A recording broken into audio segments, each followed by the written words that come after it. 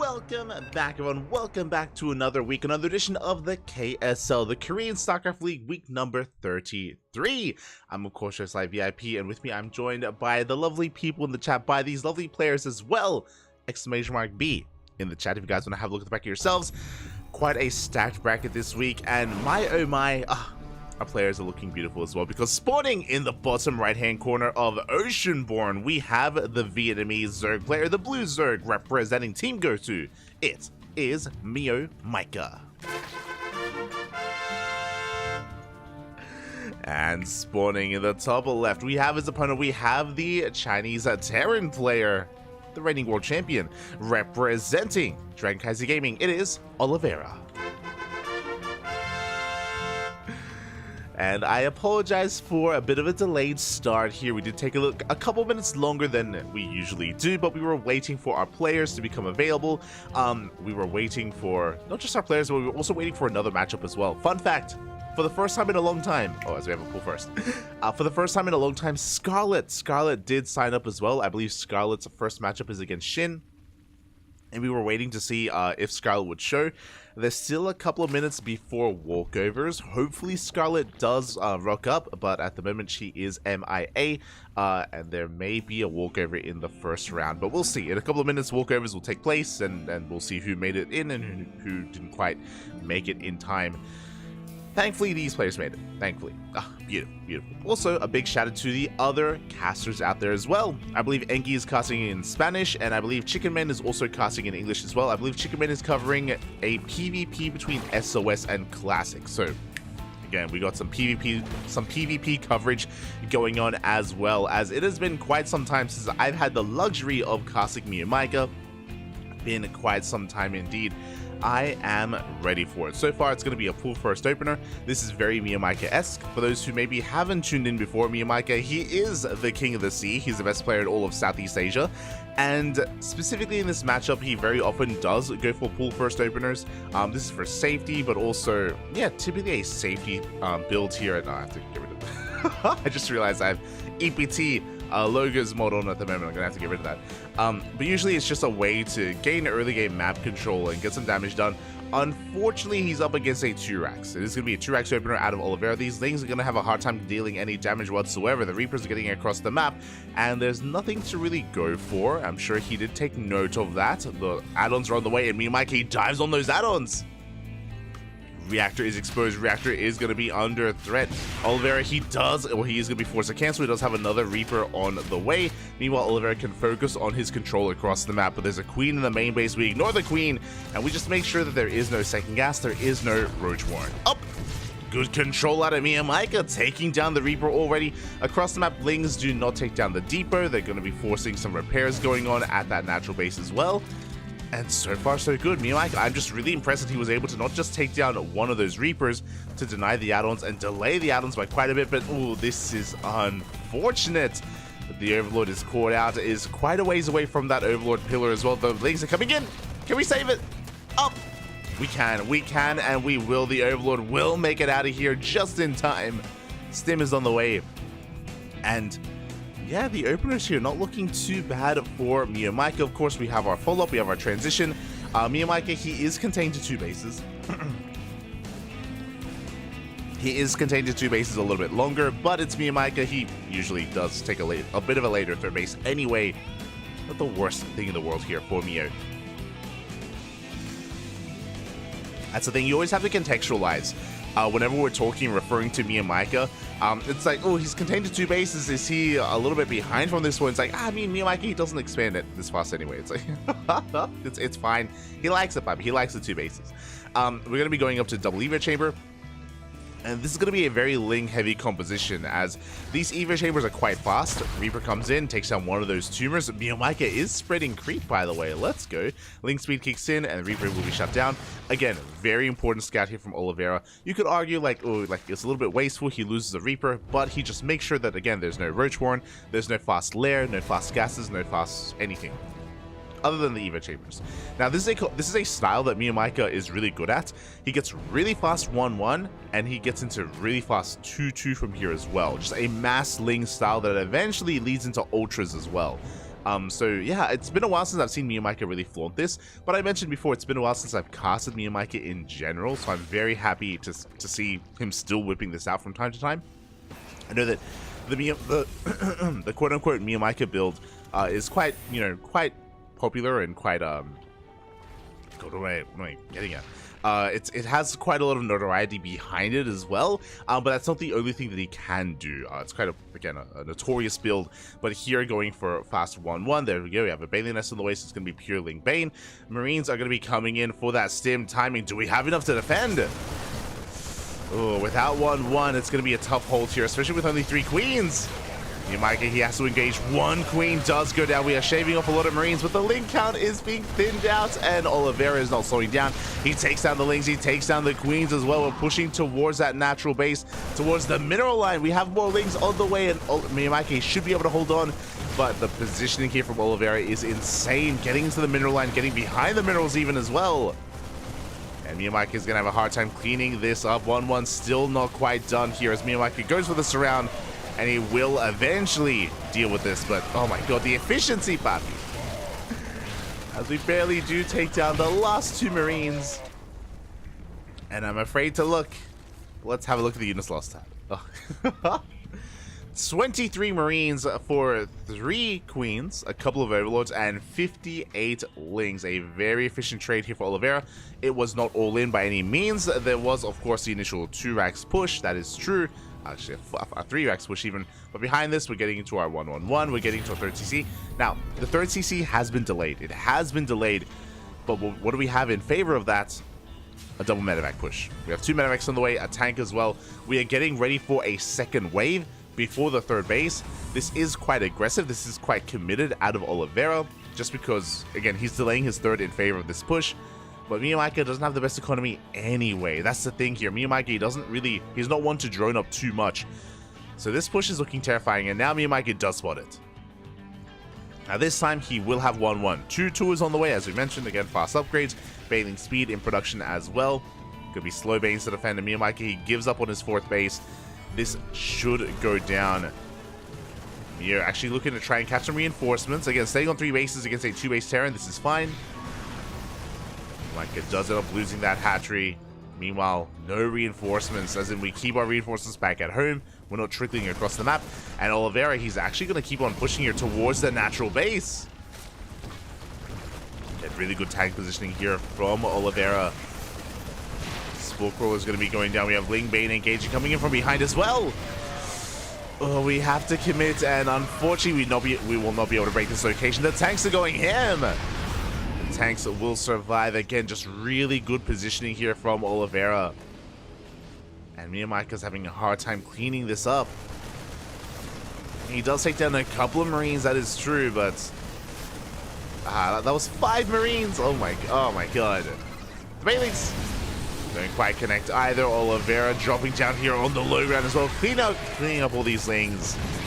Tanks are still wreaking havoc here on the Queens. GG gets called, and Oliveira takes game number 1. Ooh, GG. GG, well played. Again, the first push did just do too much damage. Set himself up for success, and was able to snowball out of control as well. And yeah, with that,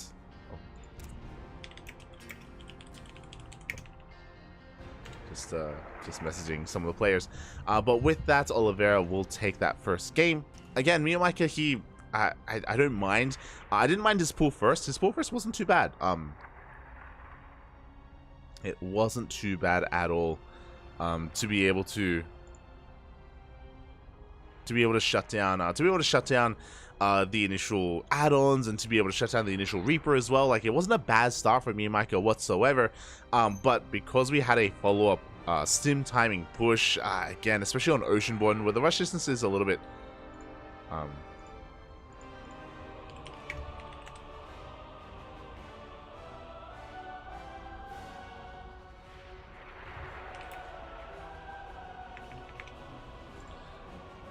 sorry, just missing. Just letting them know. Yeah, because of the follow-up timing that did move out across time, Miyamaki just wasn't quite ready for it. It isn't just the fact that he had a decent link count, if you remember, but we do need queens that early on as well to try to hold on, or just an abundance of lings to make up for that, and alas, we just did not have enough. GG, well played. Oliveira will take that first game. Oh, and we'll have to update some of these. There we go. We'll take the first game, and it looks like Miyamaki is going to be actually tapping out here. I don't know if something came up. I don't know if there is something else going on, but yeah, unfortunately Miyamaki just let us know that he is going to be forfeiting here against Oliveira. So wow. I wanted at least a game 2. I wanted at least a game number 2 here between Oliveira and Miyamaki, but it looks like the 1-0 score is going to be going through. Smurge, papi, Smurge. I guess this does give us a moment to go over the bracket itself and to try to catch up on everything that has been going on. Alright, let's kind of move this over. Here we go. So I did mention already, you can see here that Oliveira does advance on. Oh my, he's already got a series. Oliveira does advance on to face off against his next opponent. Again, it is unfortunate that that Miyamaki did end up forfeiting.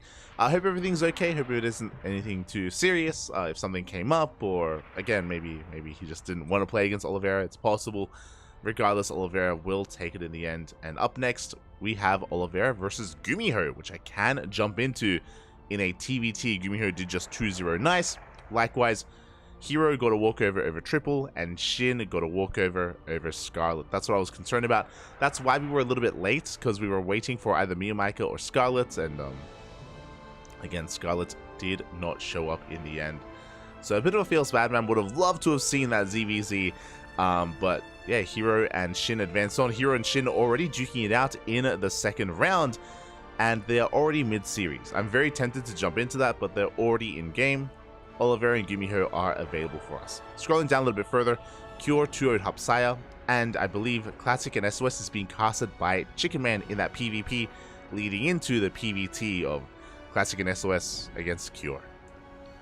We also have Creator versus Nightmare, another PvP happening just above us, and Dark is just waiting a little bit longer here for the rest of his series going on. So because Chicken Man is on the lower half of the bracket, and he's the only other English caster, I'm more than happy to leave the lower half to Chicken Man, so Chicken Man, he can cover Classic versus SOS, into Cure, into Hero and Shin, and I guess we will be doing our best to cover the upper half, Oliveira versus Gumiho, and then the winner of that against Creator, Nightmare, and Dark. So I'm gonna try to like stick to our halves, just so we can stay split up and cover as much ground as we can, especially because, for those who don't know, if you want replay packs, if you want KSL replay packs, then they are available to Patreons, and all the casters, we all kind of give our replay packs to Chicken Man and Dave Testa.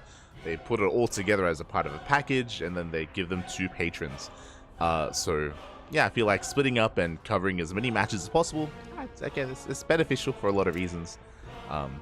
We'll do our best. We'll do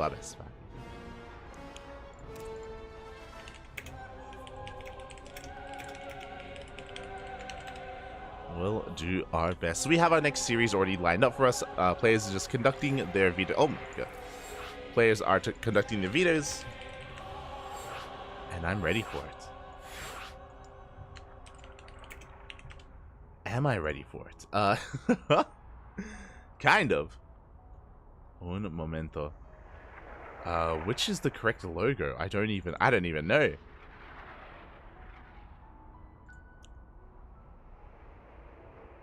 As we quickly just update the title here, but yeah, we're getting into our next TV. Oh god, I forgot to get rid of the logos mod. I'll get rid of it after this. We're getting into our next best of 3, and this is a pretty important series here because Gumiho, the Gumi God himself, he recently joined a new team. It was all over social media. It was a couple of days ago, but Gumiho is finally on a team. He is no longer teamless. And here he is spawning in the bottom right-hand corner of Oceanborn. He doesn't have an in-game team yet, but I promise you, he is currently salaried by a pretty hefty org. representing Cloud9, it is Gumiho. And spawning in the top left-hand corner, we have his opponent. We have the Chinese Terran player. We have the reigning world champion representing CranKy Gaming. It is Oliveira. Here we go. Again, Gumiho currently repping that new team Cloud9. Shout out to Cloud9. You know, clearly they have some management that does love and is fond of StarCraft. And Gumiho, he is the ESL Masters Summer runner-up. I do think that he is a very good pick up here for any team, especially if they're looking to eventually compete in WTL next season. Gumiho is going to be a valuable member of said team, and here we go across the map. We do have a proxy Rax already on the way. We've seen this before. Gumiho, I think he's going for proxy Marauder. We have seen a lot of players on Oceanborn go for a proxy Rax and float into the main base just because there's so much room here, and go for proxy Marauder within the main base of the opposing Terran player. I think we've seen this against Protoss as well. So I'm curious if this is just going to be proxy Reaper, or if we just go all the way and float into the main. Meanwhile, Oliveira is going for a Rax Expand, a very economic opener. Gumiho, of course, going double gas. And there he is! He's floating in. He is going to be floating in, and again, this is something that we have seen quite commonly on Oceanborn. I say quite commonly against, again, Terrans and against Protoss players.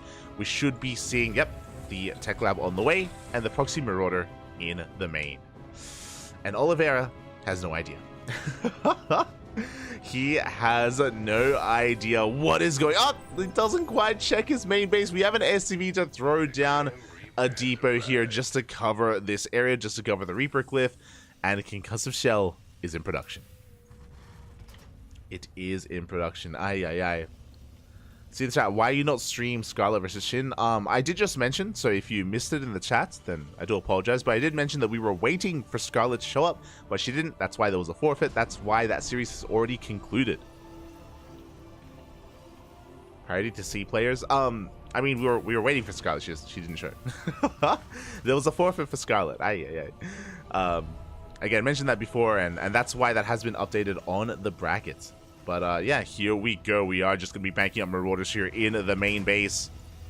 And so far, Oliveira, he has no idea. He does have a bunker here on the low ground. He did scout across the map. He did recognize that, of course, something was missing. The Marauders do reveal themselves, and we are wreaking havoc in the mineral line. Boys are being pulled, and so far, we haven't been able to kill too much. Good target firing on the Marines. Oh! Good at target firing here from Megumi. He takes down a Marine. He takes down a second Marine as well, but these Marauders are going down. As well as 3 SCVs. We will clean this up. 4 SCVs fall. And was this worth it in the end? I mean, Gumiho, he is taking an economic lead. He is looking to be ahead here in the workers for now. But Oliveira does have a faster CC. Gumiho just starts his.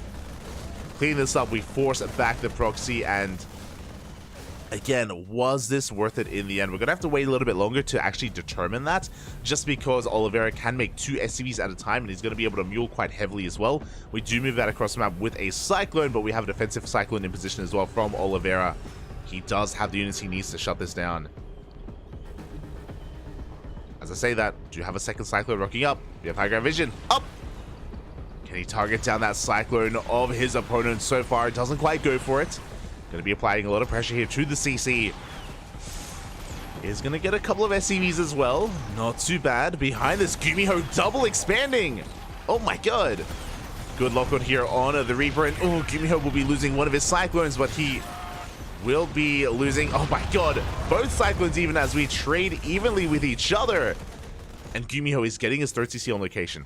I like this. So, after all said and done, Gumiho, he is still ahead by 2 SCVs, by 2 workers, which may not sound like a lot, but he's ahead by 2.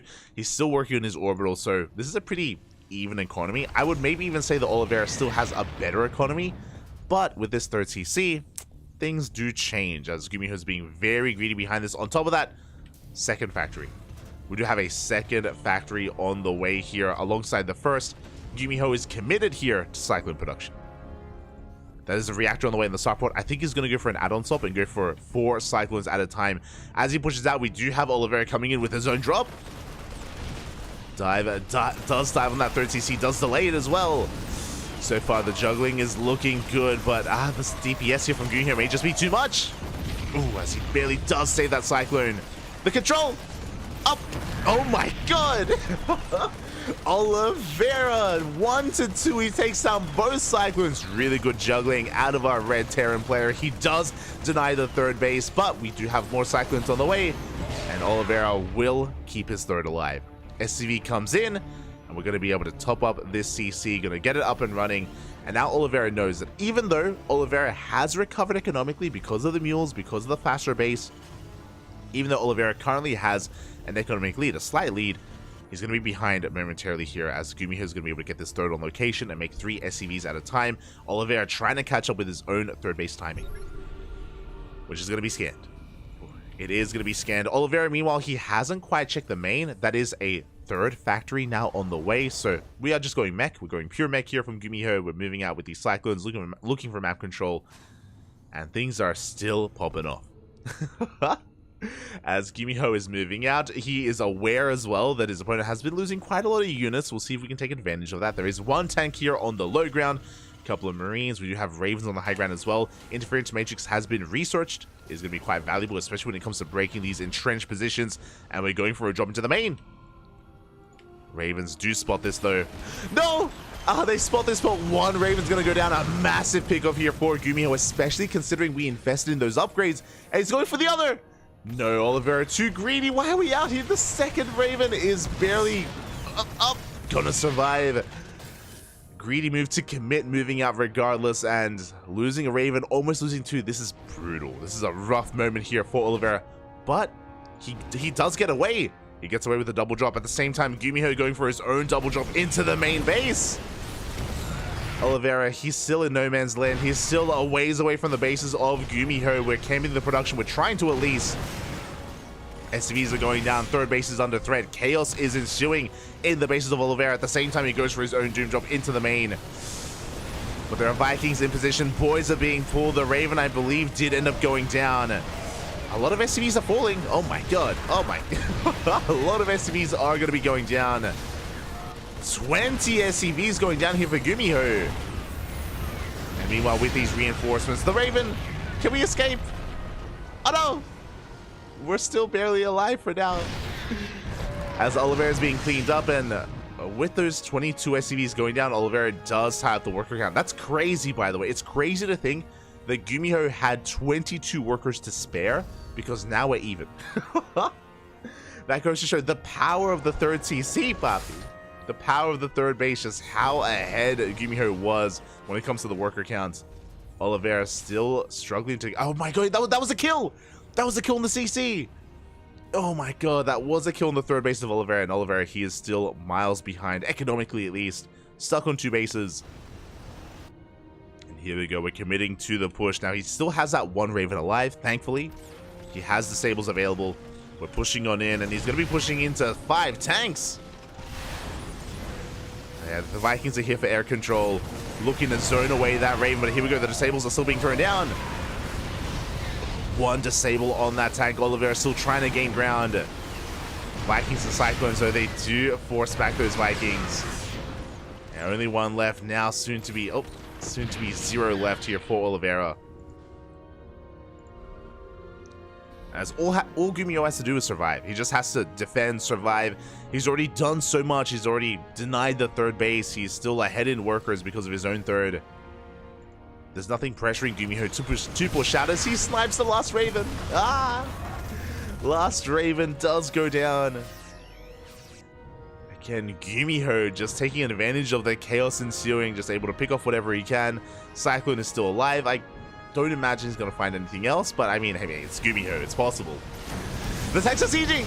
No, Oliveira, he's late to siege, and these tanks are going to be going down. The entire army falls. GG gets called, and Gumiho takes game number 1. GG. Oh my god. GG, well played. A solid game there out of Gumiho. I mean, I say so, it was wild. I would say that the proxy Marauder was a little bit lackluster. Killed, what, 4 SCVs. It did do some damage, that is true. But more than anything, because of the proxy racks, he was able to get away with that fast third CC. And I say that Oliveira was applying a lot of pressure and things were getting very intense for Gumiho, but he ended up defending, getting into mech behind it, able to trade more efficiently. And yeah, Gumiho, his macro was insane. It's absolutely insane. And now Gumiho is going to be up in this best of 3. And we'll see if he can keep it up and take the series, or if Oliveira can force the ace match. Here we go. Again, Oliveira, he had good moves of his own. Like, again, very impressive juggling early on, if you remember, with this Cyclone versus Cyclone battle, to be able to delay the third base. And Oliveira's drop into the natural was successful. Remember, like, when he dove into the natural, when he killed 22 SCVs, that was not a bad moment at all for Oliveira. It just goes to show how far ahead Gumiho was from that point, or leading up to that point. And here we go, spawning in the top right-hand corner of Hecate, we have the South Korean Terran player representing his new team Cloud9. It is Gumiho.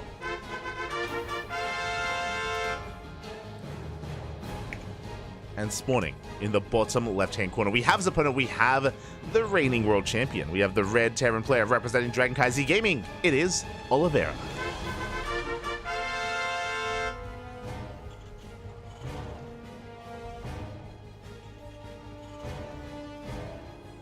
We go. We'll see how things do settle from here. As for now, we do have some pretty standard openers. This time, Gumiho is not sending an SCV across the map. We mentioned before that the Proxy Marauder in the main base of Oliveira is very unique to Oceanborn. I don't think I've seen another map that you can get away with that on, just because of the amount of space you have in your main. It isn't just about the space, it's also the space that's away from the Reaper Cliff as well, because it is quite common to actually scout and check the Reaper Cliff with the depot. So again, Oceanborn is a unique map in that way. So Gumiho is going to have to kind of try out something a little bit different here, but it's Gumiho we're talking about. He has plenty of builds up his sleeve. He's a very, as a player, he has a lot of variety available. He played mech last game. That doesn't mean he's going to play mech every game. He's a very flexible player in that respect. So now, double gas opener out of Oliveira. He's been humbled a little bit, and he's going for a very safe build. Gumiho going for a Rax expand. I love how we're playing out this series. Because Gumiho went for a very aggressive opener, Oliveira is going to be playing safe and sound with double gas. Going to be going for a faster factory, a delayed expansion. Meanwhile, Gumiho, he's enjoying himself here after having a lead in the series, going for something more economic, taking advantage of even the mental state of Oliveira. You can see here, Oliveira, he scouts, he checks for a proxy, he's terrified. He doesn't want to get cheesed out. Not out of this tournament. As now we get our CC on the low ground.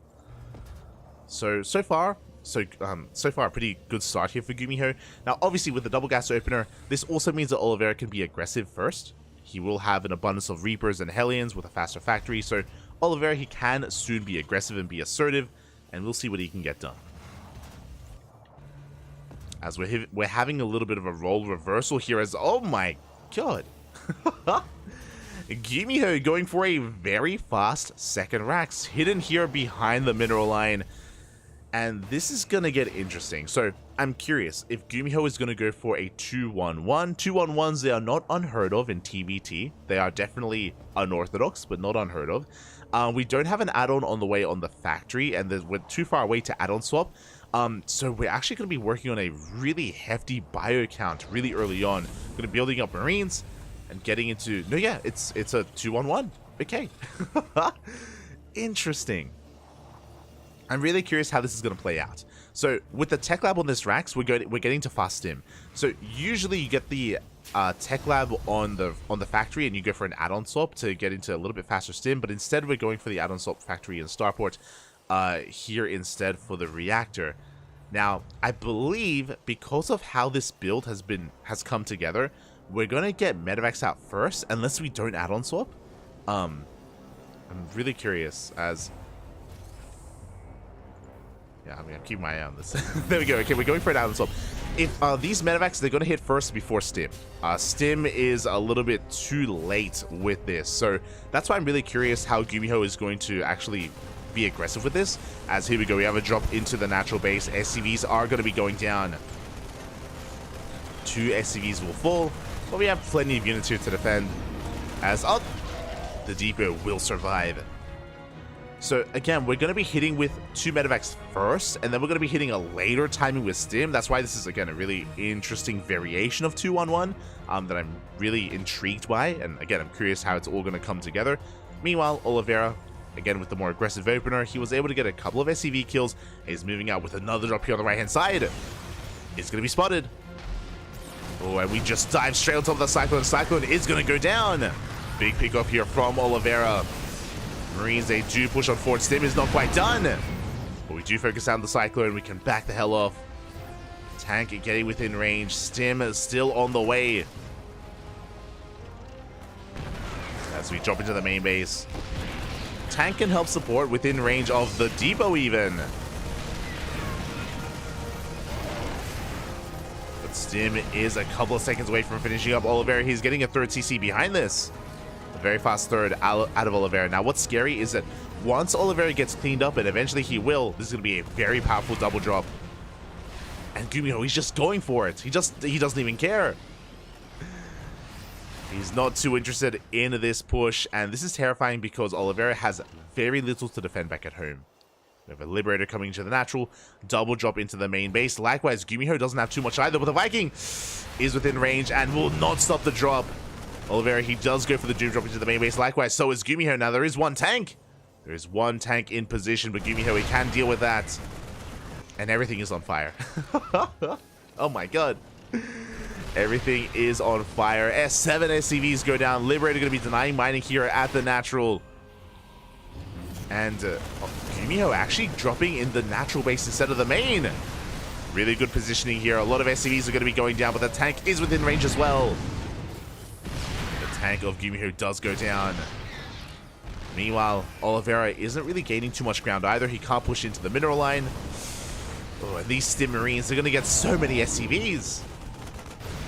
We are trading blow for blow. Oliveira slowly encroaching the production here, camping the Raxes even.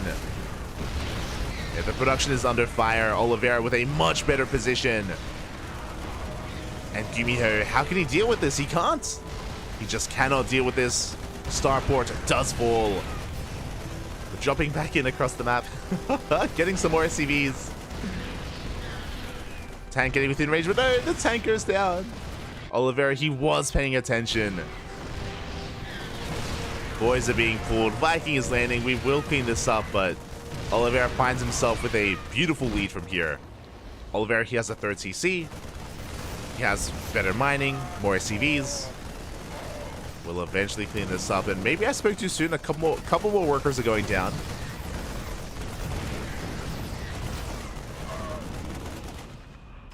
Couple more workers.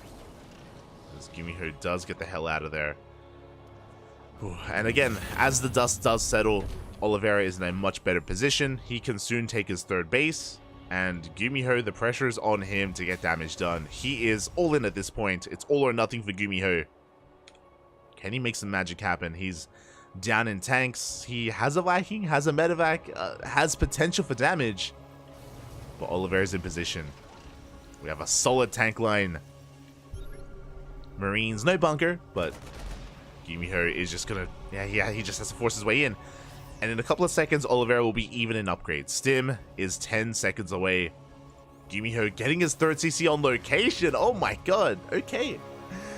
Gumiho, he's going to try to macro out of this. It's going to be an uphill battle. Uphill battle here for Gumiho, but it is a hill that he is willing to push up into. Solid disable. Raven will go down, but Gumiho will be losing a tank and a medevac. Ay, ay, ay. Oliveira just solidifying his position. Sensor tower on the way this early on to make sure that there's no drop into the main. I appreciate it. Additional Raxes on the way. Now, when it comes to TVT, even if you're down in supply, you can win a fight. At the end of the day, because we're so heavily reliant on tanks here, positional play is king. Positional play does trump supply overall. That is true, but at the same time, Oliveira, like, he's taking this slow and steady. He's still focusing on tank production. He's slowly expanding, taking his 3rd base. Oliveira isn't taking any big risks, and as long as we're able to get eyes and keep eyes on Gumiho's main army, like, we can push and we can snowball out of control. Spotter Marine does see the army moving out. Gumiho's getting in position. Gumiho, he has to read whether or not this army pushes towards the natural or towards the third base. There we go, the tanks are sieging. Scan does reveal the army. Oliveira going to be rotating over towards the left-hand side. Gumiho does spot this. It's going to be able to reposition. So far, so good. But Oliveira, he bypasses the army. He goes straight for the natural instead. The tanks are within range of the gas geyser. Maybe this tank as well. Yeah, they're within range. GG gets called. It's just too much. And Oliveira will tie up the series 1-1. Whew. GG. GG, well played. We are going to the ace match. All the way, Bobby. All the way.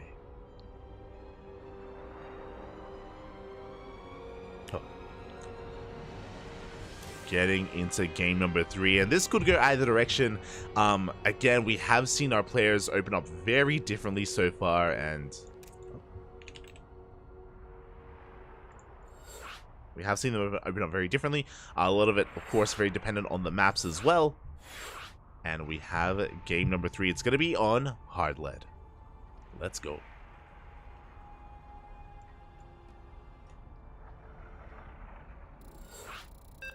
Let us go. Meanwhile, do we have any other updates? It looks like we have a couple of updates coming in, and we can go over said updates once we do wrap up the series. I mentioned before that our goal here is most likely to cover the upper half of the bracket, while we have other English casters covering the lower half of the bracket instead. If you are curious. Again, we're just trying to stay split up. Trying to cover as much of this tournament as we can, and here we go. Spawning in the bottom right hand corner of hard lead, we have the South Korean Terran player, the blue Terran, representing his new team Cloud9. It is Gumiho. And spawning in the top left hand corner, we have his opponent. We have the Chinese Terran player, the red Terran, representing Dragon Kaizi Gaming. It is Oliveira.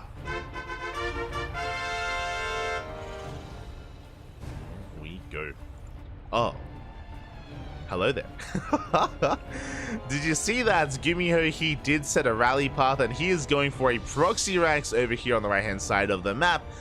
Gumiho is looking to spice things up, and again, remember, last game Gumiho went for an economic opener. He went for a Rax expand. Here in game 3, we have a proxy setup. Meanwhile, Oliveira going for a safe opener here. Looking good for Oliveira. He's going to be going for a double gas, which means a faster factory, a delayed CC, which is exactly what he wants against a build like this, against a 2 Rax. It's going to be 1 Rax across the map and 1 Rax back at home. So not the most committed proxy here from Gumiho, but aggressive nonetheless. Reapers are going to be on the way. And again, if Oliveira had gone for a more economic opener, then Gumiho would be able to punish that. Alas, that is not quite the case, so there's going to be more of a back and forth here, and we'll see if Oliveira can minimize his losses, as Gumiho is looking to pick off whatever SCVs he can.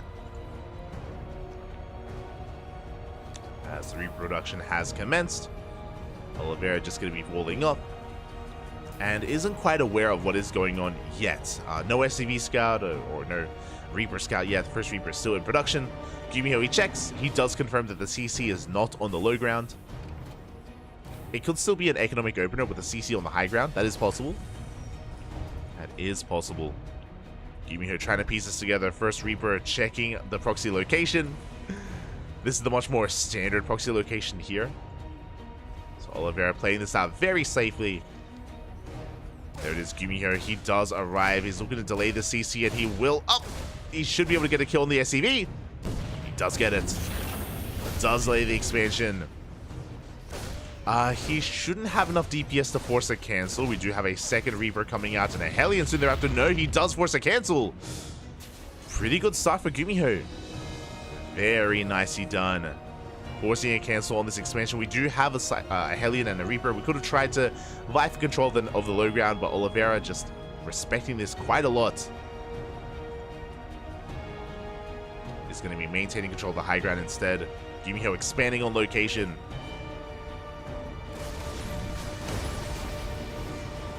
And with 2 Hellions, Oliveira, he should be able to deal with this. So far, good KDA charges. But Gumiho is being forced back. And the question becomes, good control out of Oliveira. He does pull back those weakened Reapers. The question becomes, can Gumiho defend back at home? We have Marines on the way. Bunker is done. Nothing to fill it up yet. And Oliveira, he's racing across the map. He needs to get damage done. Again, a massive delay on his own expansion. He needs to, again, force delayed mining here at the natural of his opponent. Here we go. Reapers are getting to the main base. Marine goes down. GG gets called. It's just too much. And Oliveira will take the series at 2-1, taking down Gumiho. Oh, GG. I was like, Oliveira, he needs to get across there. He needs to deny mining. He does one better. He just goes into the main. You know, there was nothing at home to defend. There were 2 Marines just coming out. Nothing else because of the proxy. GG, well played. Oliveira will take it in the end. Again, Gumiho, he was gambling that Oliveira would have gone for something more economic instead. But because of the double gas opener, because of the faster factory, Oliveira, he was able to shut it down. I was concerned that he overreacted by cancelling the natural and that would put him too far behind. But a very conservative approach, and Oliveira, he does take it in the end. He knew that all he had to do was shut down the Reapers, go for a counterattack, and get out of control from there. So very well done by Oliveira. My condolences to Gumiho. A solid series. I loved every game out of this, even game 3. It was beautiful. A solid series nonetheless. But in the end, Oliveira, he does assert himself, does take it, and he does advance on to the semifinals. GG. GG, well played. And we have some catching up to do. !B in the chat if you guys wish to have a look at the back of yourselves. We have a lot going on and a lot to go over. So we mentioned before, again, Scarlet was unavailable and she does end up forfeiting. So Shin advances on. Likewise, so did Hero. Shin versus Hero did already occur, and Hero takes down Shin 2-0, waiting. He's the first player to make it to the semifinals, waiting for the winner of Cure versus Classic. Classic and SOS, they went to the ace. Oh my god, they went all the way to the ace match. Classic did come out on top. Again, currently mid-series against Cure. I believe Cure versus Classic is being casted by Chicken Man, and I think Dave Testa as well. I believe Dave Testa, he did arrive. So they are covering that PVT. Again, that's going to be leading into Hero later on down the line. Meanwhile, Nightmare took down Creator 2-1. Also went to the ace match. Impressive stuff. Impressive stuff overall from our players. Sorry, I'm just making sure I'm able to keep up with what's going on. Impressive stuff overall here from our players. Nightmare taking down Creator. Pretty big results, I would say, in general. Creator is top 3 Protoss in Korea. So for Nightmare to bring him down, very solid result there. As Nightmare is waiting for the winner of Dark versus Cute Cute. I'm unfamiliar with Cute Cute. I think they're more of an amateur player. Gonna be moving on over. Yeah, they did end up dropping a map to Bad Boar. So I do think Cute is more of an amateur player, but best of luck as they are mid-series against Dark. I believe they're getting into currently game number 2. They are continuing on in their tournament run. And yeah, I mean, we need a little bit of time here for the bracket to be updated, but of course Oliveira is also in the upper semis, and we will most likely be waiting. We're most likely going to be waiting here for Dark and Cute to either get into the next game or to wrap up, and then we'll be covering the winner against Nightmare, and then the winner of that against Oliveira. So that is our current road here for the broadcast today. I mentioned before that the lower matches are being covered by other English casters, and we're going to do our best to kind of split up and to cover as much ground as we can. That is our goal. And at least we get one of each race. You know, we've got Dark as Zerg, we've got Nightmare as Protoss, and we have Oliveira as Terran, so a little bit more variety. Again, Dark is the last remaining Zerg player in the tournament. Shin has gone down, Miyamaika went down, Scarlet went down as well. So only one Zerg left, so hey, we'll do our best to kind of follow that kind of trajectory here. And yeah, just for some transparency when it comes to what we're going to be casting on the channel. Meanwhile, Hope everyone has been enjoying themselves. It's been pretty intense. It's been a pretty intense week. Non-stop casting. I tweeted about it. I ended up sleeping 4 hours after the ESL Masters broadcast this morning. We were co-streaming the Americas region, and I was able to sleep a couple of hours at least. I was really concerned that I would sleep in. I was really concerned that I wouldn't be able to make it for KSL, but we made it, Papi. We made it in the end. And yeah, we are at least here for KSL. Later on tonight, we have another broadcast in how many? 7 hours, right? 7 hours time. Let me just double check. Sorry, 8 hours time. We're going to be live on this channel once again, 8 hours from this moment. We're going to be live with WTL, day number 2, day 2 of World Team League. So, again, a very intense weekend here. 3 days of WTL. We're going to be co-streaming ESL Masters Americas whenever we can. So, keep an eye out on that on our channel. And tomorrow, we also have the Tenacious Turtle Tussle as well. Our bi-weekly Americas, Latin America, Asia tournament that we do host. So a lot of content. A lot of content. Because we are casting the Tenacious Turtle Tussle tomorrow, we may not end up co-streaming ESL Masters, just because that may just be too much back to back, and I would like to sleep at some point. Like sleep, it's good. It's a good thing. So the next tonight, basically tonight's ESL Masters stream, we may not co-stream that, just so we can get some proper sleep going on, you know. It will be nice. It'll be nice. Just catching up in the chat.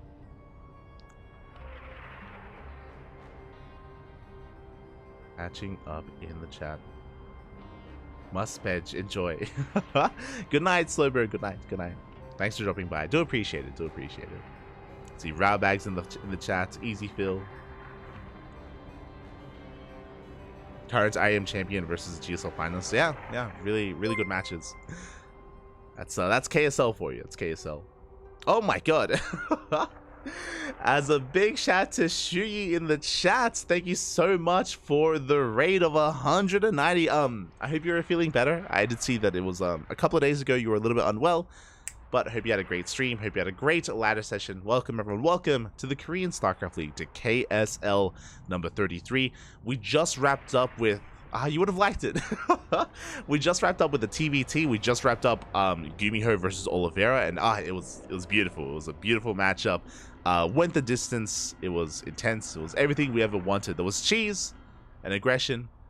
Very little macro now that I think about it. But we just wrapped it up. And Oliveira did, you can see the score just underneath. Oliveira did take the series 2-1.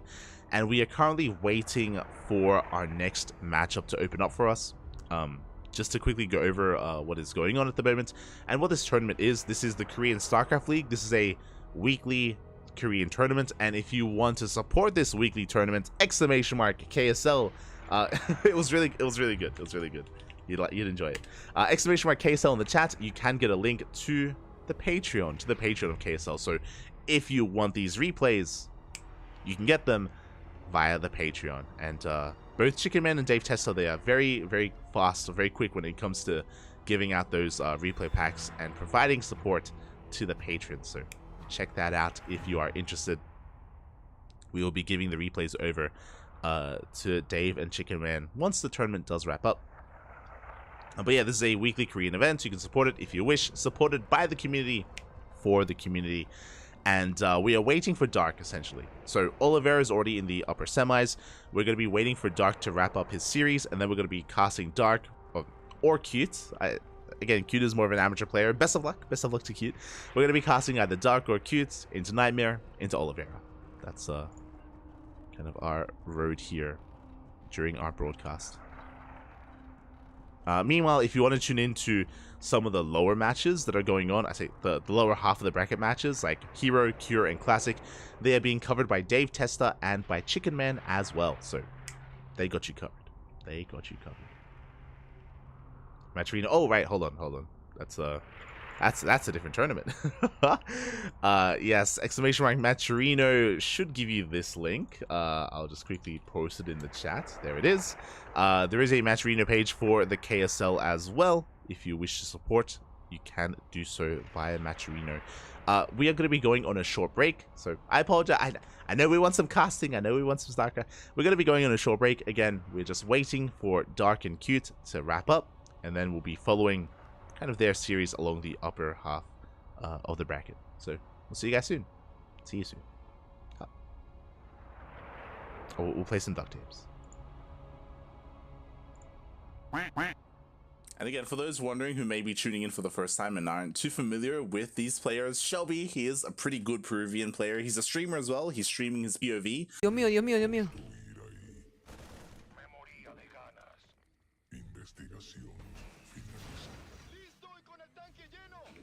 Men, ¿qué me quiere pushar con 4 Belin, 3 mutas?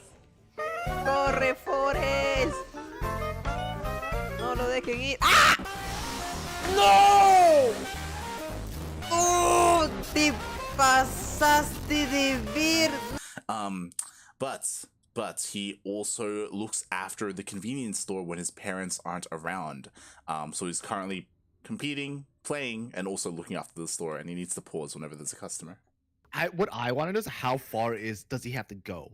You know, like, is it like downstairs, right? Yeah, like, yeah, I think it's a flight of stairs. He has to get down a flight of stairs. you're like a customer. You're like in the, waiting. You know, ding, and then you hear. He's like, he's like straight up running down. every now and then, it's like you hear him fall. Waiting for him to like trip and fall. But I agree. He needs to like set up a camera like at the counter. Yep. You know? Yep. Yeah, just like. And then he runs back. Does he like wait for the customer to leave, or is like after he does the money exchange, he just books it up? For those wondering, I did wake up like 20 minutes before the broadcast, and then took 10 minutes to set up the stream, and then just went and I quickly grabbed some water to wake up. Do I need to like Uber Eats you some breakfast? Oh no, because then I would have to leave the cast and get the food. Your door's not that far, right? Like, listen, if Yaku? If Shelby can go attend his goddamn store while he plays the tournament, you can probably go pick up some food at your front door, you know, while you're casting. It's totally fine, dude. Oh god, fucking Shelby, man. I love him so much. I wish he was here. Die as well. Ooh, can you finish? Can you finish? What's your shot? Oh, that's so BM. It's 99% done. That's so BM. That's No, just leave it. Go in. It's so Nino, close. just go in. Just leave it alone. No, she wants guys... it. The SCV's coming. It's coming. No, the guy's already down. You can't get on the floor. The SCV's he's gonna finish it. He's gonna finish. He did it. Oh my. Oh my god. Right? Oh my god. It's alive. He saved it. Okay, question. Did he spend more minerals sending SCVs down to fix it and repair, or could he have saved money if he just canceled and remade? Yes, nah, he would have saved money if he just canceled and remade.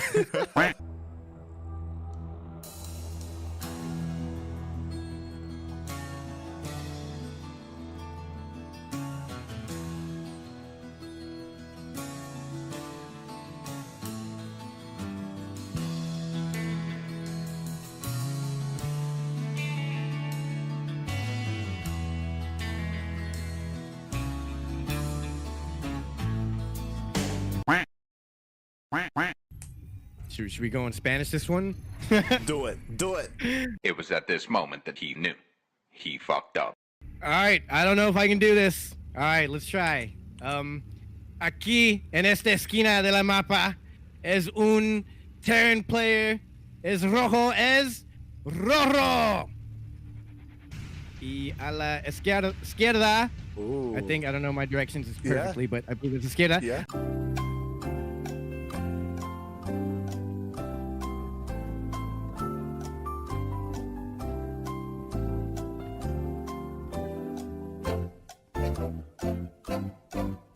A la izquierda, este jugador es verde y es un Terran y es el final map. Si puede ganar, yo creo. Es Yoga. ¿Y juntos qué son? Y juntos son los antimancos. We did it. We did it. That was better than what I could have done. It was better than what I expected.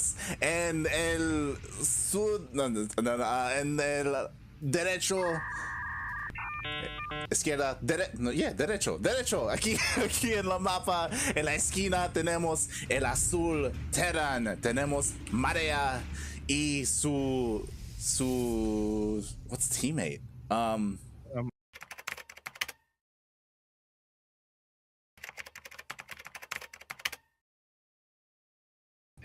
Su compadre, su amigo, su enamorada, no sé qué es, pero aquí tenemos el Protoss, es azul, es Derki y juntos son el equipo, los lamas. Los llamas. How do you say llama in Spanish? Llama, yeah, maybe. Right? Just llama? Yeah. I don't know either. I completely skipped trying to go for north or south. That was going to be an impossible one for me.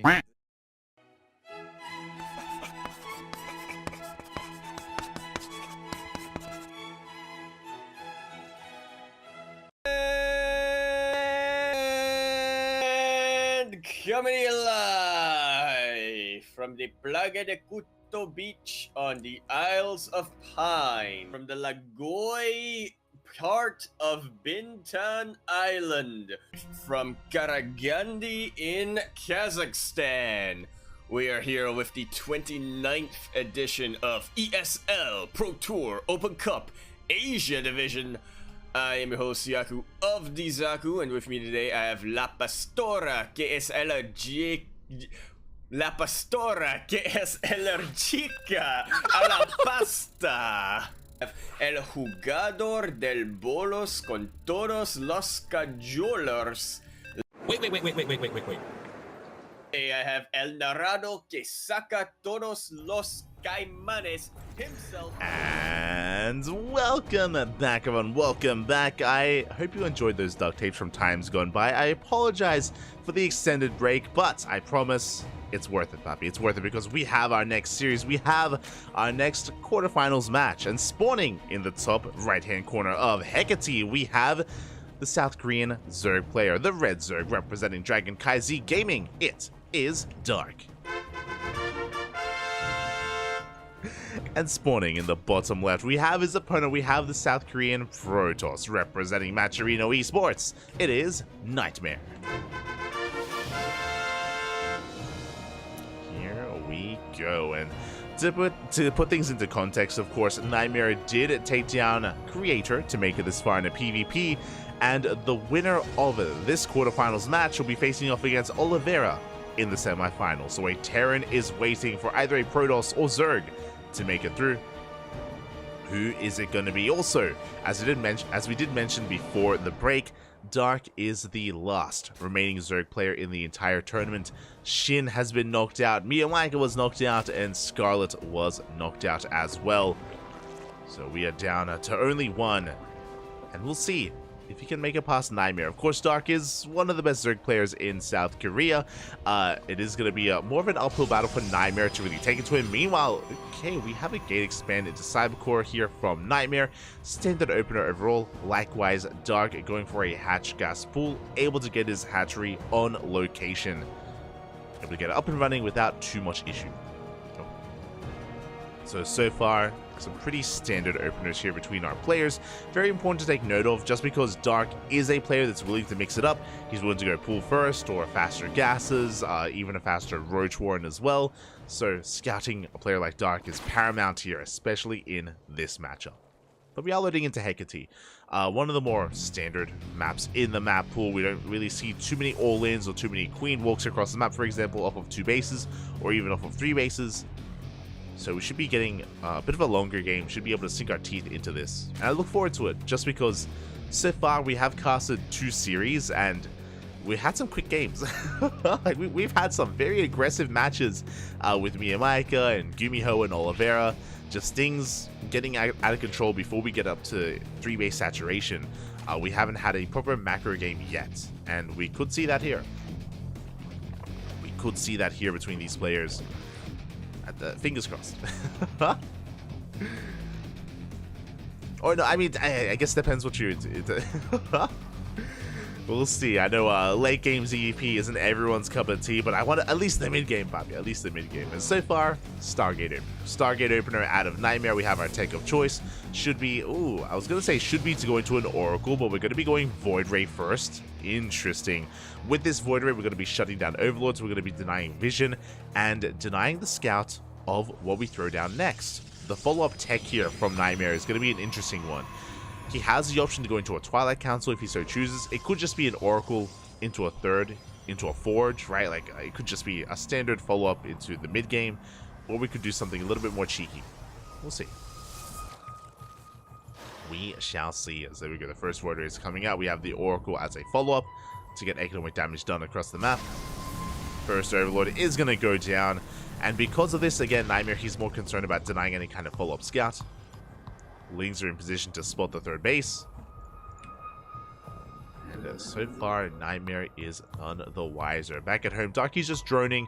He did pull out a gas, so no fast lair, no fast roaches. We're just saturating all of our bases, getting into the swing of things. Meanwhile, Darky's just oh my god! Dark is just rotating back and forth, checking the 3rd base location, and there's a reason why I was a little bit suspicious of Nightmare going for the Void Ray first, and there it is. I thought it was going to be a Twilight Council. It is not. It's a Fleet Beacon. It's a Fleet Beacon. There's a second Stargate. We are rushing into Sky Toss. This should be either a Carrier or a Tempest rush. Tempests have been a little bit more popular recently, especially on Radisson Station. On a map like Hecate, again, we'll see if we do head towards the Carrier or the Tempest. One or the other. Both, of course, have similar roles. 3rd base now being taken by Nightmare. He has a Void Ray in position. Adepts and Zealots as well. And the first Oracle is getting across the map to try to keep Dark busy. And there it is. There's a Tempest. Now, there is a power spike available here for Nightmare. Tempests, they aren't just for defensive positions here. They aren't just to defend the 3rd base, as the Stasis Trap is going to be going off, and it does catch up. Ooh, 2 drones. Not too bad. 2 workers are caught out. But this is a power spike. Basically, these Tempests, they're going to be making a beeline for the main. They're going straight for the main base. They can actually kill queens, depending on the positioning of Dark. If they start killing queens, they can snowball out of control and really threaten the base itself, because they do a lot of damage to buildings. Meanwhile, we are making a 2nd and 3rd Tempest. We do have a transition. Twilight Council is already on the way here for Nightmare. Okay. So it looks like we may not be committing to pure Sky Toss. Tempest are moving out. Meanwhile, Dark back at home, he throws down a very fast Spire for this Corruptors or even Mutas. Good reaction so far out of Dark, as Nightmare is pushing out. Up to 2 Tempests. We're going for DT. Oh my god. That's what the Twilight Council was for. Not for charge, not for blink, but for Dark Templar instead. Hey, Nightmare, he's having fun. He's and here we go. The Tempest coming in from behind. We have the Oracle for Revelation. Gonna try and go for some workers here, but the Queens are in position, getting a lot of damage done. 2 drones go down, but that's quite a lot of hull damage to that Tempest. Again, with their range, they're going to be able to bully those Queens back. Spore is under fire. As Dark is defending, he's going for a massive Roach counterattack across the map. I say massive, a Roach counterattack across the map. Hoping to gain some value. So far, the queens are holding. We've only lost a couple of workers. Ooh, queen is going to go down. And Dark is pushing right for the natural. He's ignoring the third. But there are Void Rays. There are Void Rays in position. Lings do slip into the natural base. Probes are going to be going down. And we have 10 Corruptors in production. Darky's done a great job of buying time. Oh, a lot of queens are falling, though. That is 4 queens. That's a lot of queens, Patton. Things are getting a little bit more done. They don't manage to scout the main base. Important that that did not occur. As another queen falls, carriers reveal themselves. No, we miss a recall. We miss a Tempest. It was left behind. One Tempest is going to be going down. A big pickup here for Dark. And looking at the resources lost tab here, we can see that 5 queens went down to the Tempest. Only 2 workers. The economy of Dark was left basically untouched. Losing the queens is a little bit brutal. That is going to slow down injecting, increase spread. We're making 4 queens at a time to recover. And the Corruptors have arrived to deal with those Void Rays. And that's a lot of Void Rays. What to do with the Tempest? But we have a lot of Void Rays, which were scouted earlier. And without queens to support, without queens to transfuse, yeah, the Corruptors, they have to respect this army. 14 Roaches are on the way. Nightmare, he's going for charge. He has Archons available as well with those DTs. And we are pushing in towards that 4th. Meanwhile, DT counterattack does wreak havoc here at the 3rd. 7 workers go down. Nightmare, can he pull this off? He focuses down as much as he can.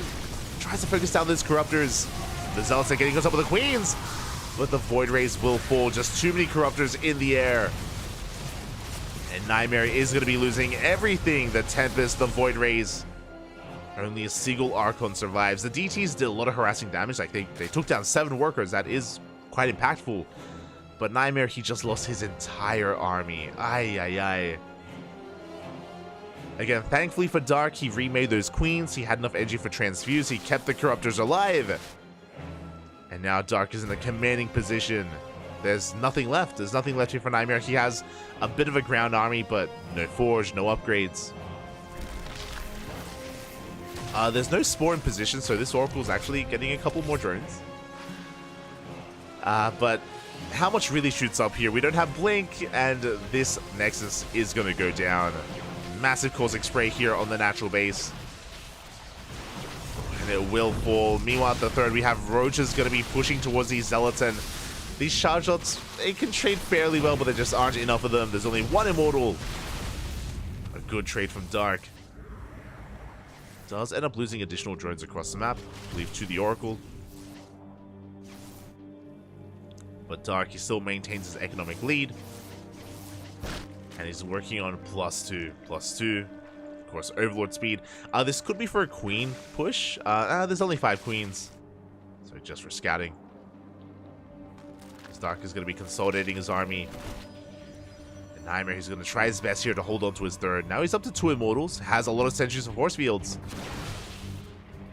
But look at the soup. This time it doesn't lie. As Dark is, at this point, maxed out. Pushing towards the 3rd, and you know, Nightmare, it's just been the uphill battle here for him ever since he lost his main army. It was all or nothing for Nightmare. I appreciate the variety. We had something against C12. The Vials, they connect with the Stalkers. Ay, ay, ay. Massive connections here from Dark. The Corruptors, they coming from behind, going straight for the base. Vials once again raining down on the Protoss army. Overcharge doing what it can. The Nexus will barely hold on. And, yo, with the Concave, Nightmare is holding. He is holding on. He is forcing this back. But again, these are trades that Dark can afford, and Nightmare not so much. He does at least hold on to the Nexus. A lot of Corruptors did fall. As Dark is still waiting for +2. We have an Infestation Pit. Dark is expanding, taking a 5th base. So Dark is working on that next step. 5th base, working towards Hive. Remaxing. And with this follow push, I don't know if he can break the natural. Sorry, if he can break the 3rd. That's a lot of Stalkers. Oof. Once again, Vials will connect. Yeah, Dark is going to rotate around. I don't see Nightmare getting away with this 4th. The 4th base is ambitious, and Dark is looking to punish it. Yeah, it does force a cancel. As he splits up his army, this time there are no sentries, no force fields. Sentries, they just now get warped in. A decent force fields on the army, but Dark is gaining ground. Overcharge going to be keeping these Immortals alive. Meanwhile, the Corruptors, okay, they don't get the base. Thankfully, they don't get the base.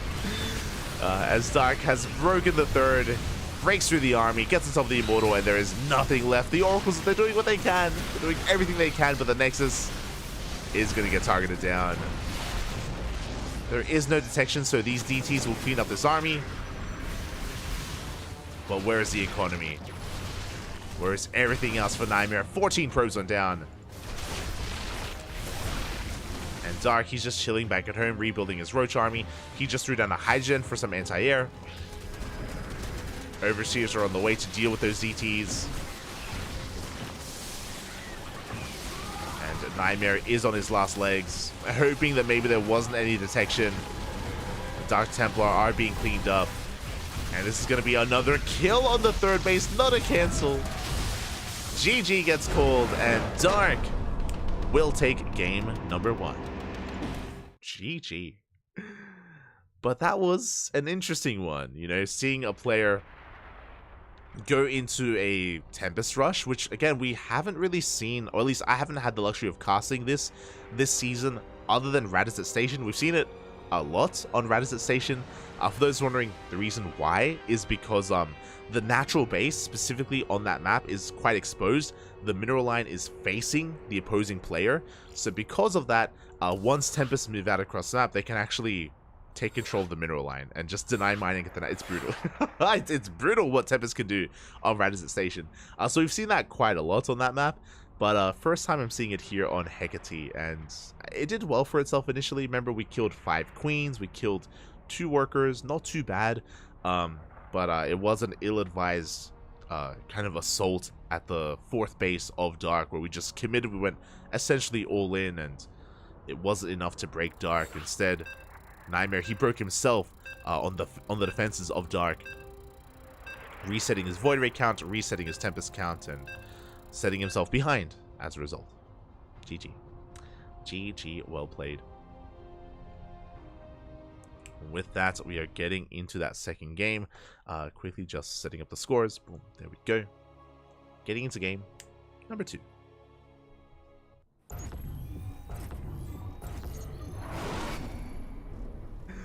And spawning in the bottom right-hand corner of Oceanborn, we have the South Korean Zerg player representing Dragon KZ Gaming, leading the series 1-0. It is Dark. And spawning in the top left-hand corner, we have his opponent. We have the South Korean Protoss player representing Maturino Esports, down in the series but not out. It is Nightmare.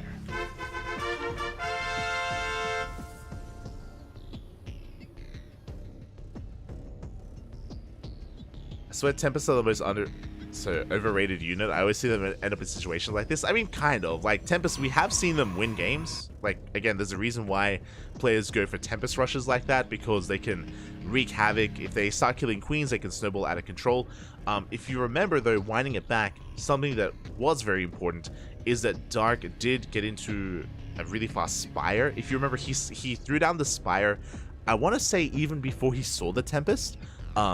Maybe he caught a glimpse of one Tempest, but the production of the Spire was actually quite fast, so it didn't take too long to get into the Corruptors, forcing the first recall. If it wasn't for such a fast Spire out of Dark, then those Tempests would have been wreaking havoc at the 3rd base a lot longer, and Nightmare, he was killing all the queens. Like, remember, he killed 5 queens. There was 1 queen left by the time the Corruptors arrived. So if that wasn't the case, then potentially Nightmare, he would have been able to kill the final queen and then start getting worker damage, then start killing drones and getting an economic lead from there. So I do think a lot of it did come down to that moment. It was also brutal, if you remember, when the Corruptors arrived, the recall missed the Tempest. That was we missed 1 Tempest, which, I mean, I don't know if that would have been the most impactful, if it would have made the most impactful role in the eventual assault at the 4th, but that was also a brutal moment. And I think that also goes to show that Nightmare just wasn't expecting the Corruptors that quickly. I think he just again, was frazzled and caught off guard by the timing of those Corruptors as they rocked up, and yeah, even got a free Tempest. Meanwhile, the aggression is going to continue. That is not a Stargate. That is a Twilight Council open. Let's go. It's going to be a Twilight Council here from Nightmare.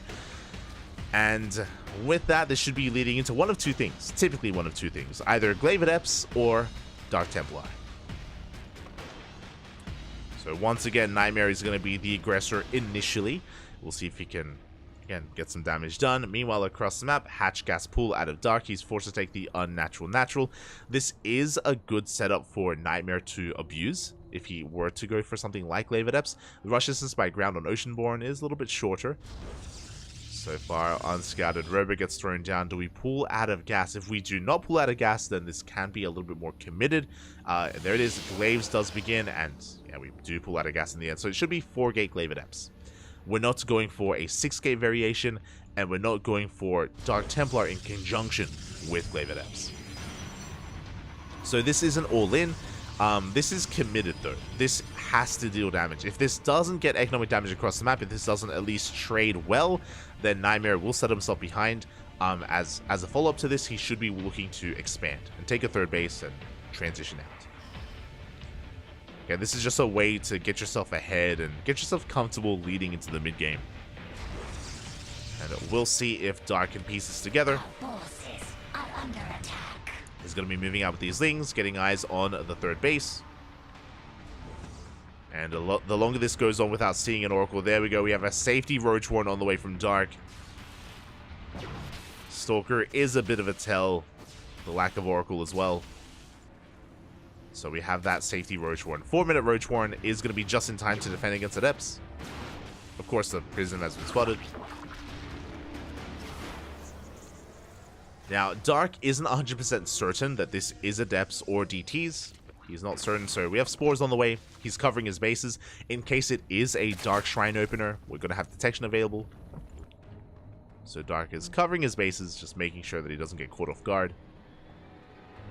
And the Spores will finish just in time. The Queens are moving on forward. Third base is on the way. Dark does confirm that. I mentioned before that this 4-gate Glaive Adept opener is not all in by any means. It's just designed to, give you map control and get you into a third. But if we lose these Adepts too early, then it will trigger a counterattack. That's the thing, like, this is on a knife's edge here. Nightmare cannot throw these Adepts away. As Dark is making a lot of Lings behind this. So a very delicate dance from Nightmare, clearing up creep. Rotating around. The Lings, they do bypass the Adepts, actually going straight for the third. Straight for that third base. The Adepts once again will not commit to the shade. And what do we have at home to defend? Not much. We are going to be forcing a defensive warp in. The pylon goes down. We get a surround on the third base, and we cannot afford to cancel this. Dark is just going for the Adepts instead, getting us around, forcing another warp in. Dark gets a kill on both of those Adepts. Behind this, we're transitioning into Robotic Spay, into Blink, and +1. More Lings are arriving, though, and Dark, he wants that Nexus.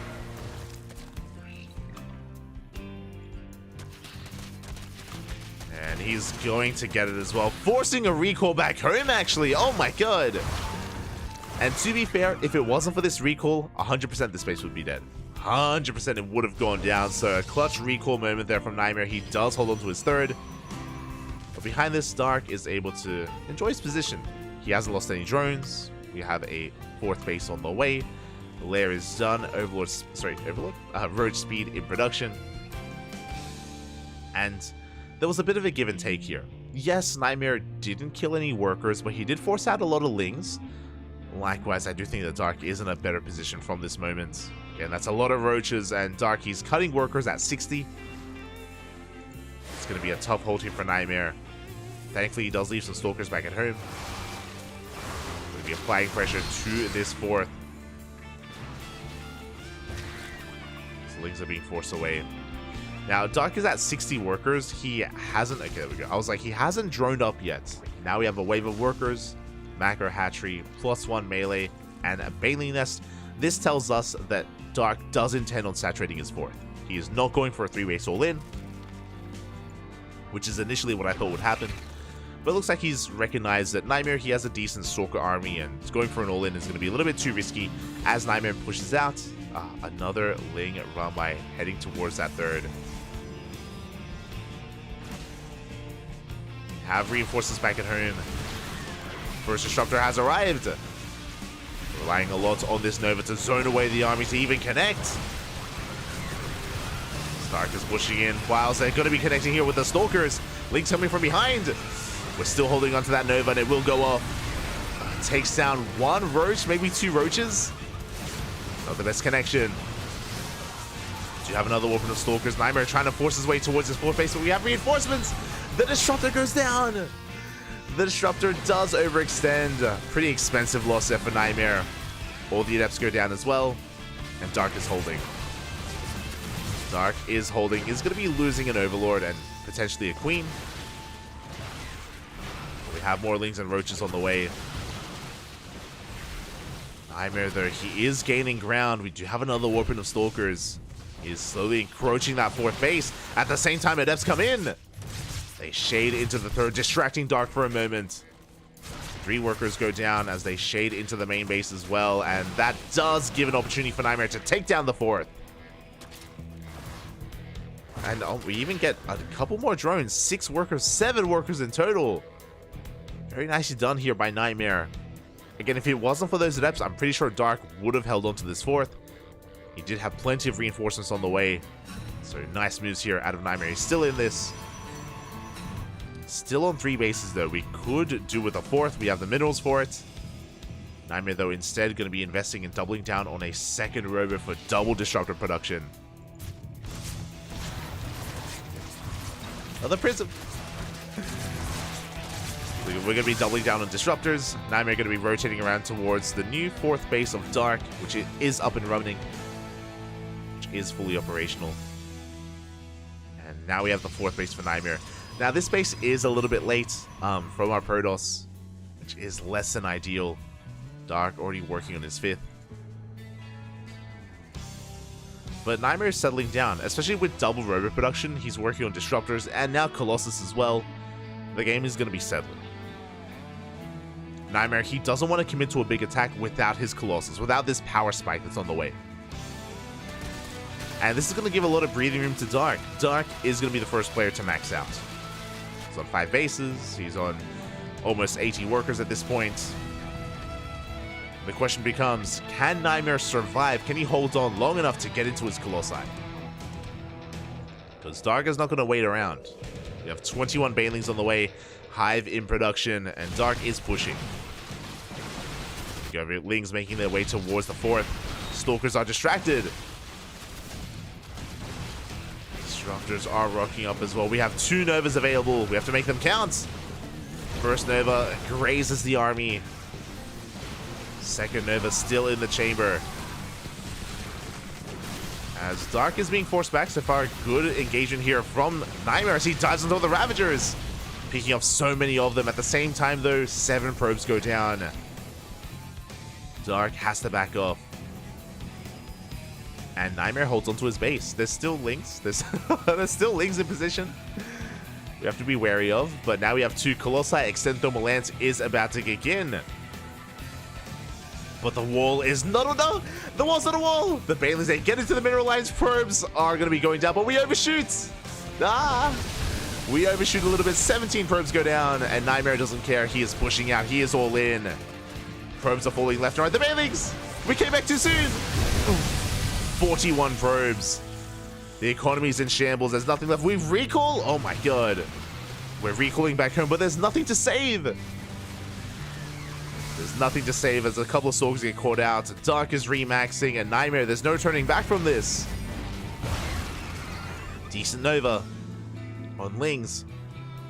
And again, there's just nothing back at him to save. The 4th base goes down. We barely have any workers left. We have to keep pushing. Meanwhile, Dark, he gets away with a Hive. Hive is done. Vipers are coming out. I think we have, well, we don't have any Vipers yet. Adrenal +3. Nightmare, he's going for drop play instead. He's going to try to recover. But we're down to 31 probes. Crazy. Nightmare, he's going to try and recover back at home, making more workers. He's going for some harassing disruptor drops across the map. And as he moves out, Lings, they do come back in. Again, I think it's possible that Nightmare wasn't fully aware of just how much he had lost across the map when he chose to recall. Maybe he just wasn't feeling too confident pushing onto creep, which I don't blame him for that. Oh, big connections. Big connections on those Lings, but really we're just bleeding out Lings, and Dark, he can keep on pushing. He's got a 2k mineral bank. Oof. Bars will be connecting as well.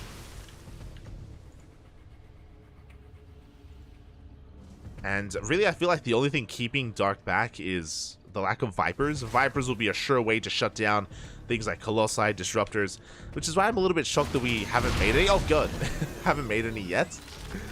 We're going into Ultras instead.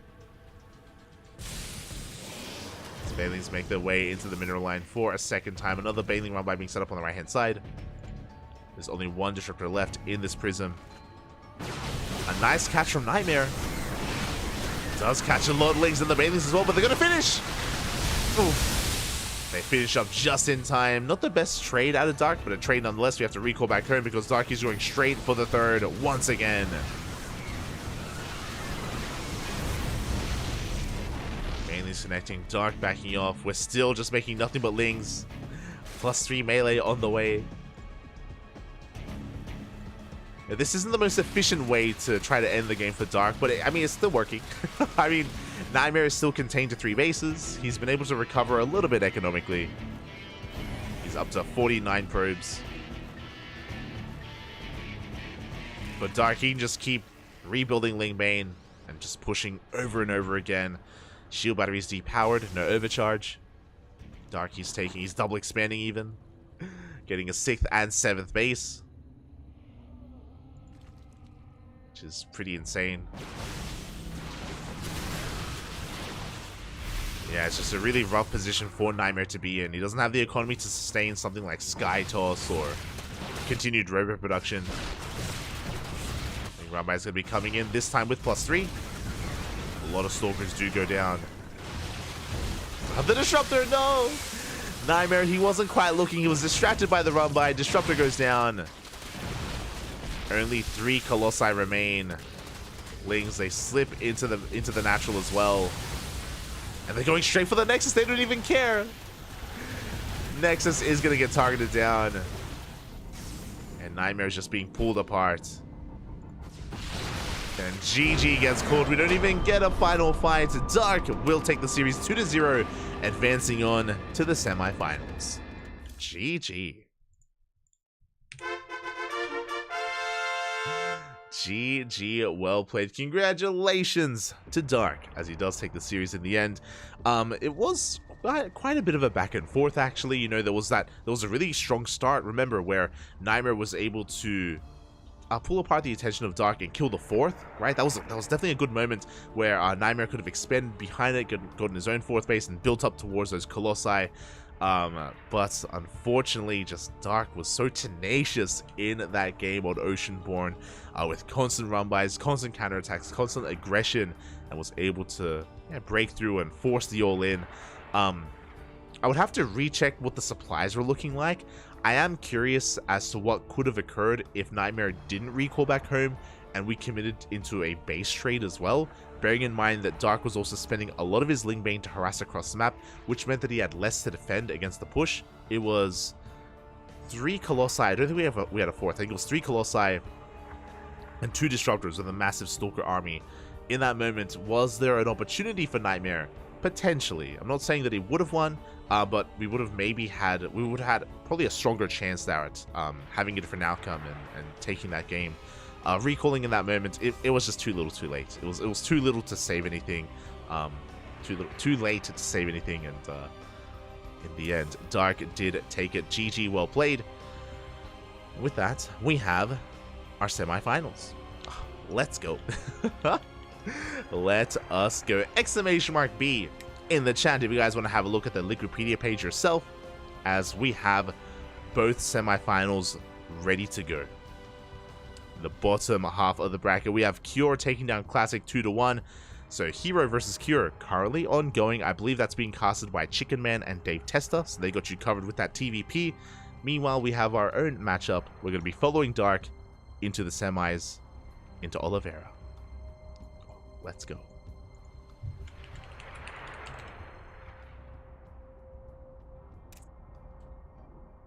Let us go.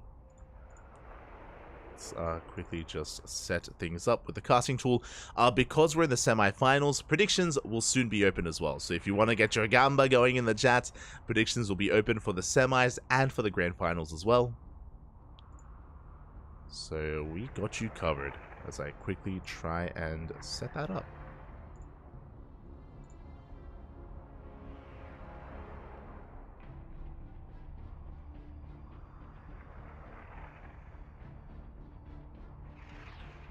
Semifinals, Dark versus Oliveira. The players are just conducting their vetoes as we speak.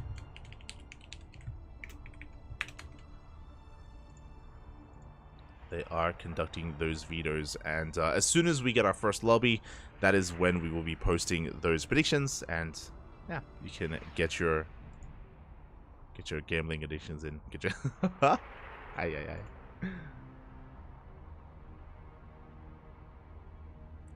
How's your night going, Cranky? Oh, quack, Bobby, quack. It's been a long night. We were casting, we were co-streaming ESL Masters earlier today. So we were co-streaming ESL Masters Americas, and then I was able to sleep for 4 hours, and then we woke up just in time for KSL. I was really concerned that I was gonna sleep in. I was really concerned that I was gonna miss KSL, but we got here. We got here in the end. It's 4 p.m. in the afternoon here in Australia. But we've been on a European sleep schedule for a week now, because of ESL Masters. We've been covering the B stream, which has been a lot of fun. It's been a lot of fun covering the B stream for ESL Masters. Great to have the opportunity to do so. And vetoes are done. You know what that means? Predictions are open. Did I misspell Oliveira?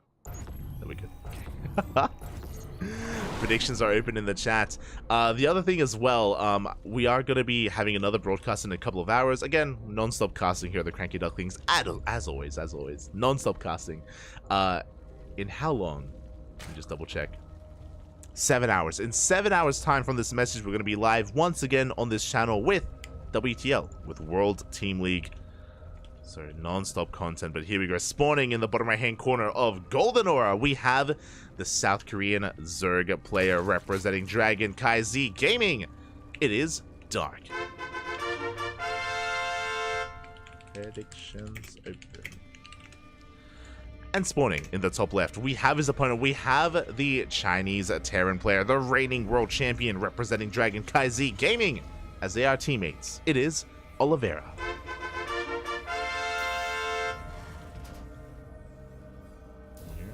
Go.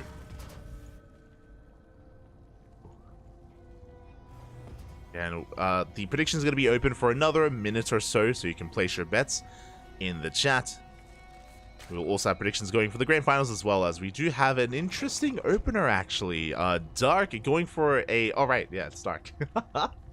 Going for a hatch pool opener. So Dark does something very unique on this map. I haven't seen many other Zerg players do this, but it's something that you can pull off on Golden Aura.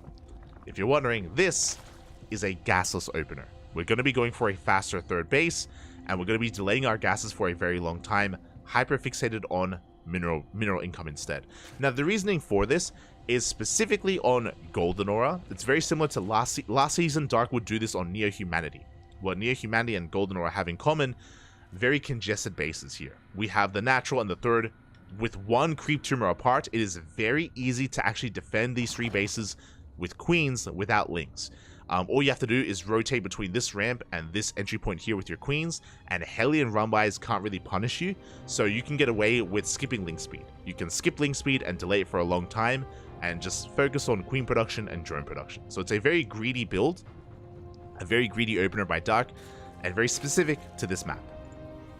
Back at home, we do have a Rax Expand out of Oliveira. Again, very standard. A very standard opener. The Reaper gets across the map, is going to be dancing with these Lings. We still have to make the first 4 Lings, of course, to defend against the Reaper. But from here, Queen production is all you need as well. So again, it's because of the close proximity of all these bases, and also because of the narrow choke points as well. As Dark is going to be zoning this Reaper away. And Oliveira is going for an economic opener himself. He's going for a 3rd CC before Starport. Let's go. And very economic overall. Looking for a longer game. As Dark is going to be repositioning, getting in position, looking to deny the scout. Oh! Looking to deny the scout. Barely doesn't get the Reaper. But does keep Oliveira out of the main. As again, Dark is just droning, making queens, still no gases. Now, to get into the mid game here, because gases are so late, and because we're delaying Ling speed for so long, this leads into roaches. This naturally leads into roach production instead of Ling Bane. So we should soon be seeing, alongside the lair, alongside the gases, we should be seeing a lair and then a roach warren as well. So it should be a roach opener and a roach follow-up out of Dark. And Dark, he loves his roaches. Again, if you're familiar with Dark as a player, he is one, even before this patch, would very often play roach against Terran, eventually into Ling Bane. As Hellions are going to be vying for map control, they take down a couple of tumors, but again, you can see here that it doesn't take too much to rotate the queens and to deny these Hellions. There are Terran players. Oh, as we want the tumor. We do get it. Pretty big pickoffs here. 3 tumors go down. That's a lot of energy lost for these queens. But there are some Terran players that try to gamble a little bit and they try to run past the queens. But again, it's very difficult to Hellion dive here on this map. There's that Roach Warren on the way. Gas is being taken, and we should soon be seeing the lair as well. Should soon be upon us. Back at home, again, it was 3cc before. Oh, my apologies. Technically it was 3cc before before Starport, but this is a 3cc 2-on-1. Let's go. We have the add-on swap upon us. Now, what a 3cc 2-on-1 is, very economic. Yes, very economic. It does mean that you actually cut Hellion production, which I think is a wise choice on this map. It's why we only have 4 Hellions, and instead we're going for a mass Marine push instead. Medevacs are on the way. We're going to be going for a 60 Marine drop with Stim. And I think this is a really wise choice. A regular 1-1-1 would go up to 6, even 8 Hellions, and Hellions, they're just not really effective on this map. As we were talking about, like, the potential to dive and the potential for damage is very low for Hellions, so going into a 2-on-1 instead makes plenty of sense. And Oliveira is going to be adjusting likewise here on Golden Ore. Marine drop going to be moving out, 3rd base being taken. Now, of course, because this is a 3cc variation, this 2-on-1 hits later than normal. That is true. But, again, very economic, and we're going to be able to vie for map control and look to punish the 4th. 4th base has been taken. This is a very exposed location as opposed to the triangular 3rd base. The reason why is because of this ramp. This high ground vision, this high ground right next to this base, a really good position for tanks later on down the line. Marines do arrive, but the roaches, they pop out just in time, and the push is deflected. So far, so good. Dark actually racing into an infestation pit. Oh my god. Okay. He's even going to be counterattacking. He catches some Marines for free. What is that? 4 or 5 Marines going down here without too much of a trade from Oliveira. A rough loss there. That is going to weaken this overall drop. And again, with this infestation bit, we can get into fast infestors for fungal growths to keep us safe, to have some kind of splash damage against the bio army. Oliveira trying to take control of this Onaga, but there's a roach in position as he reinforces and continues to try to find some damage. Clearing up creep, and he gets eyes on the 6th base of Dark. Dark is being so greedy. He's so tech heavy here. We have 1-1 on the way. We're getting into Ling speed. Because we have a +1 melee, not +1 range, Dark here is going to be focusing on a transition into Ling Bane. So it's Roach Ravager to begin with, to survive, and then get into Ling Bane into the mid game. And now the infestation bit is done, straight into a hive. A very 7-minute hive here from Dark. Ay. And I was talking about the defensive position here earlier, about how it's really difficult to break a 3-basing Zerg player or really punish the economy. The same is applicable to the Terran. You can see the Sim City, the tanks, the walls. So because of that, Dark isn't being aggressive, right? Dark, he's just being quite greedy, taking a 4th, taking a 5th base, taking up, respecting the advantages of this map. He knows that he cannot touch this 3rd, so why try? Why try to push in? Why try to be aggressive? Just be greedy instead and try to punish the 4th base instead, which is a lot more vulnerable.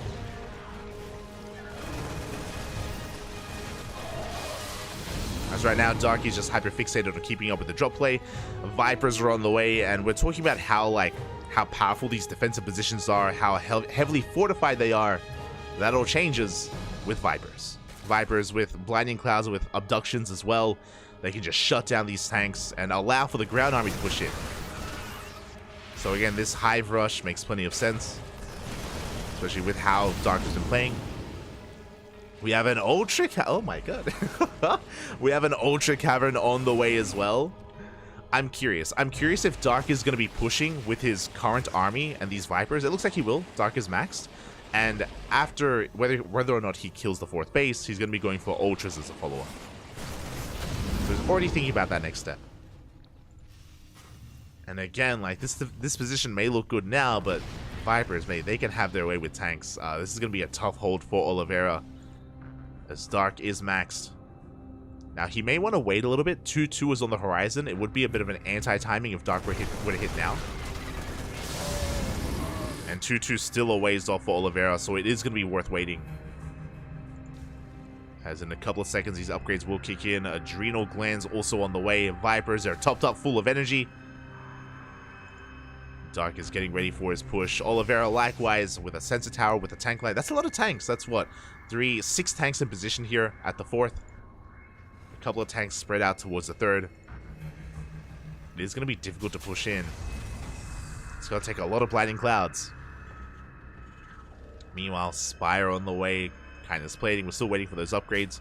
I'm curious if Dark is waiting for Oliveira to take a 5th. I'm curious if he intends to push into the 4th or is waiting for Oliveira to expose himself. As here we go, we do catch the army! Again, Dark with full map control. Oliveira is maxing himself. Again, Vipers, they do allow Dark to push in if he wants to, but it does look like he wants to wait a little bit longer. Wait for Oliveira to move out to a more compromised position like this, for example, here on the low ground. And this is where Dark can attack. Yeah, you can see his entire army rotating over. 3-3 on the way for our Red Zerg player. He's in production. Gold base is on the way. And remember that there's no rush here for Dark. He doesn't have to push in. Like, we're still working on more upgrades. We don't have to attack. Here comes the Vipers. That's 1 tank for free. 1 tank for free going to be going down. Decent power bomb on the Vikings. Oliveira is slowly expanding though, and this now becomes a problem. I was talking about how the 5th base is going to be a very exposed location that Dark can take advantage of. But if we wait too long, we have CCs on the way. Turrets, sensor towers as well. Oliveira, he's turtling up quite hard. Again, he's aware of like how exposed this position is. He's working on it.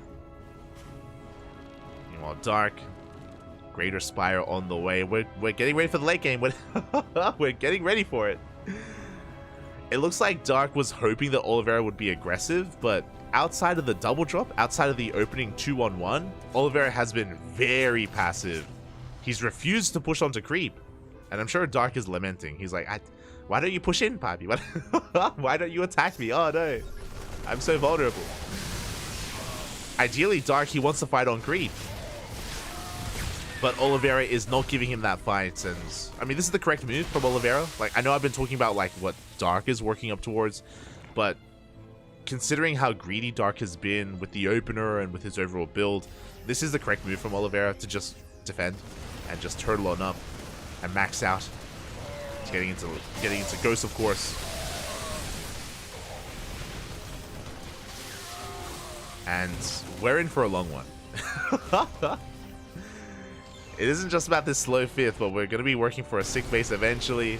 Dark getting ready for Broodlords. At least Dark has been teching. So he's getting ready for that ultra late game. And here we go, we're pushing in. Tanks not quite within range, and Oliveira will be losing his bio army. The Ghost will survive, but the tanks will not. Oh my god, the power bombs. Taking down most of the medivacs. And that's what happens when you push on creep. Dark has been so patient, and that is the fight that he was looking for. Dark still maxed out. Oliveira dropping 40 supply. And this is also the reason why Oliveira has been so tentative about pushing onto creep as well. A couple of scans are being thrown down. Oliveira getting a read on what kind of tech we're working with. He sees the corruptors on the way. Yeah, Dark. Sorry, Oliveira. He just has to slowly encroach here towards the army. Good piles coming in. Now, at least Oliveira did preserve his ghosts. You can see here at the units lost tab, 0 ghosts have died this game, and that's what matters. Oliveira, he's just refining his army. He's getting into mech. We have Blue Flame on the way, Thors. For those wondering, late game TVZ, the ideal army composition for Terran is Ghost Mech. You know, tanks, Thors, and Ghosts. Liberators as well. We have Neo Steel Frame, high-sec auto tracking. We're getting into that late game army. Likewise, Dark also getting into Broodlords. Oh, we're looking for Fungals. We are looking for those Fungals. So Broodlords are just bullying those ghosts back. Oh my god. Fungals not quite connecting, but forcing back the army. Able to take down some of those tanks. Liberator as well. Such patient play here from Dark, pulling back. He does yoink in some of those ghosts. 2, 3 of them will go down. But we cannot push any further than that. Again, the defensive position here with the planetary, with the tanks, with the turrets, it's just a little bit too much. So Dark has to be careful to overextend. You can see him plummet in army supply. That was a rough trade. Dark, he lost 3 Broodlords, a Viper. Those are the notable losses for Dark. But he did get 3 Ghosts. So not a bad trade, kind of trading 1 for 1, Ghost for Broodlord. Meanwhile, Dark, of course, he has the gold. He's taking every other base on the map. Top right, still uncontested, but there's a drone in position to eventually take it. It's very important for Dark to start mining here. When it comes to getting into a split map scenario, it's very important for the Zerg player to actually get a base above the Terran. If we have even bases, that's a better thing for the Terran because the Terran will trade more efficiently. So as a result, the Zerg player needs a larger back. But here we go. We have a massive link main counterattack. Bailey's going to be rolling into the planetary, and they do get into the mineral line. 23 ACVs go down, and the base as well. Oliveira, he was hyper-fixated on the main army, on the main 5th base, and his 4th was exposed. 25 SCVs go down, a tank as well. Again, Dark just taking advantage of, the attention of Oliveira. Meanwhile, we have a nuke on the way. The snipes! Oh! Yeah, 1 Broodlord. And the nuke will zone Dark away. Again, we mentioned it about how if we do end up in an even base count, basically, if Oliveira were to take top right, and again, his ghost trades so efficiently, then he will have an advantage over his opponent. Dark does get eyes on these new bases. He's making his way for them. He knows he cannot allow these bases to get up and running. So far, he's going to be able to deny them, delay them at least a little bit. As Oliveira does rotate over. At the same time, in come the Broodlords, and Oliveira, he's being pulled apart. Nothing in position here. No tanks, no ghosts. Nothing here. SCVs are going down. And as Oliveira responds, we're diving on the army. Do manage to get 1, 2, 3 Thors. A couple of ghosts, but mainly Thors. Meanwhile, the Broodlords are still going to be threatening this base. With the death of those Thors, that means we have that much less anti-air. The Broodlords, they still reign supreme. I do apologize for some frame drops. When Dark pushed it, there were some frame drops on my end. So a little bit too many effects going on. But here come the ghosts. 16 SCVs go down, and Dark does pull back. Again, very attentive here, Dark is. Make sure as soon as he sees those ghosts, he just pulls back. As Oliveira is establishing another planetary. Meanwhile, I'm surprised that Dark still hasn't taken top right. Finally, this base is very late. Like, we want to mine from this base as quickly as possible. Because if the game progresses and if Oliveira eventually takes control of this location, we want to make sure that there's as little minerals and gas available for Oliveira as possible. We want to take it as quickly as we can. Meanwhile, Nidus Worm here at the 4th. An ambitious Nidus is not going to finish. We can see Oliveira, he thought that maybe there was a borrowed unit giving vision. Bailings are rolling in, catching another 2 tanks. Oh, the ghosts! No! No! Oh my... The ghosts were caught out, and half of them go down. Ah, that should not have happened. A big pick off there for Dark. Just a random Lingbane counterattack catches the ghost in the end. We still have more ghosts, but that was a very efficient trade for Dark, and Oliveira just not quite looking, not quite paying attention at the time. Meanwhile, that's a lot of Broodlords. We have 10, soon to be 15 Broodlords on the way. This planetary is going to go down. And this is basically another base for Dark to take.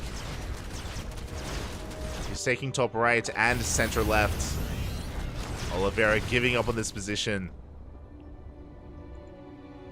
How many ghosts do we have left? 14. We have basically 1 ghost for each Broodlord.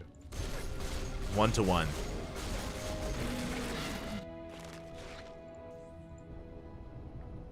Yeah, the Great Migration, as Oliveira, he has given up on this low ground base, which is, to be fair, again, because it's on the low ground, typically in a late game scenario, this base is going to be under control of the opposing player, of the Zerg. Is the case in ZVP as well. Have a Nidus on the way. Oliveira has eyes on this. Again, I do think that, especially with Oliveira losing this hatchery, losing this CC, we need to start working towards top right. And there it is. We have a CC floating on over. There isn't much to defend. There's very limited creep spread, so I do think Oliveira can take control of this area. Meanwhile, the Broodlords are pushing in, and we do have a nuke to zone away. Dark, he has to respect the nuke. Lings are being cleaned up. Dark being so annoying here with those borrowed Lings. Another Nidus Swarm being thrown down. The Broodlords pushing on forward once again.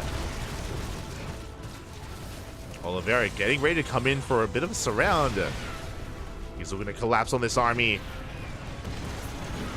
Yeah, and Dark has to back off. He cannot engage, not like this. He's going to be able to get some Hellbats at least. Decent fungal as well. Oliveira now gets eyes on that base. And here we go from the right-hand side. The Ghosts! The Ghosts go down to the Bailings. Not like this. GG gets called. One bad fight too many. As Dark catches the Ghost and takes game number 1. GG. We didn't even have a fungal. Like, the Ghosts weren't even locked down. Dark, he came in from the right-hand side. I was even distracted as well. Like, oh yeah, like we should just be, you know, dancing with each other, zoning away. But Dark, he was able to come in, blindside Oliveira. Gets the Ghost for a second time. And that's game 1 in the books. GG, well played. Dark will take a lead, but it's a best of 3. It is a best of 3 here between our 2 players. So we have plenty more to go.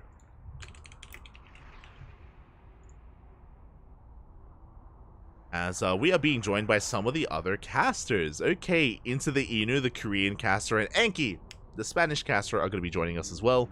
Oh, wait, hold on. Let's get everyone in here. What do we do? What's happening? Get everyone in here.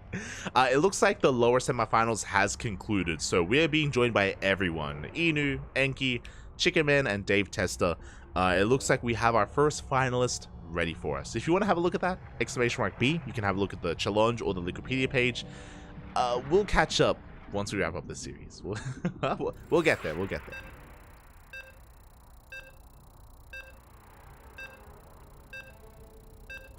We will get there. Catching up in the chat.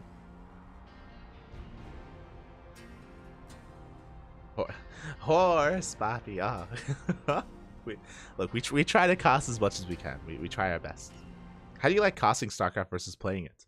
I wish I could play more. the reality is that because we cast so much StarCraft, I actually can't play the game too much. I do stream every now and then on my personal channel, over on light_VIP. I'm a Zerg player, ladder on the NA ladder.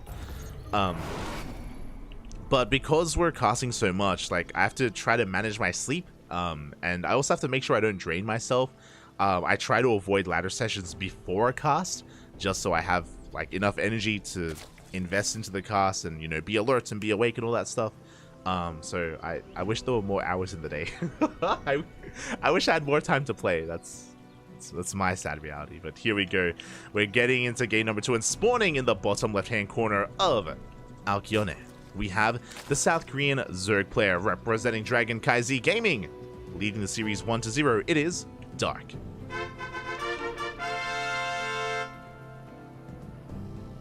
And spawning in the top right-hand corner, we have his opponent. We have the Chinese Terran player, also representing CranKy Gaming, as they are teammates. The blue Terran player, it is Oliveira.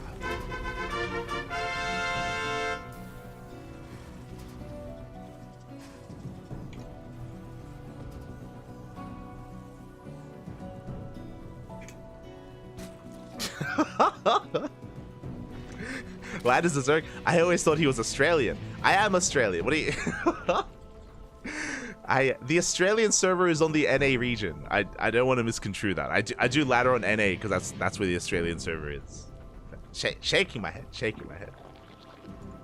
Aye.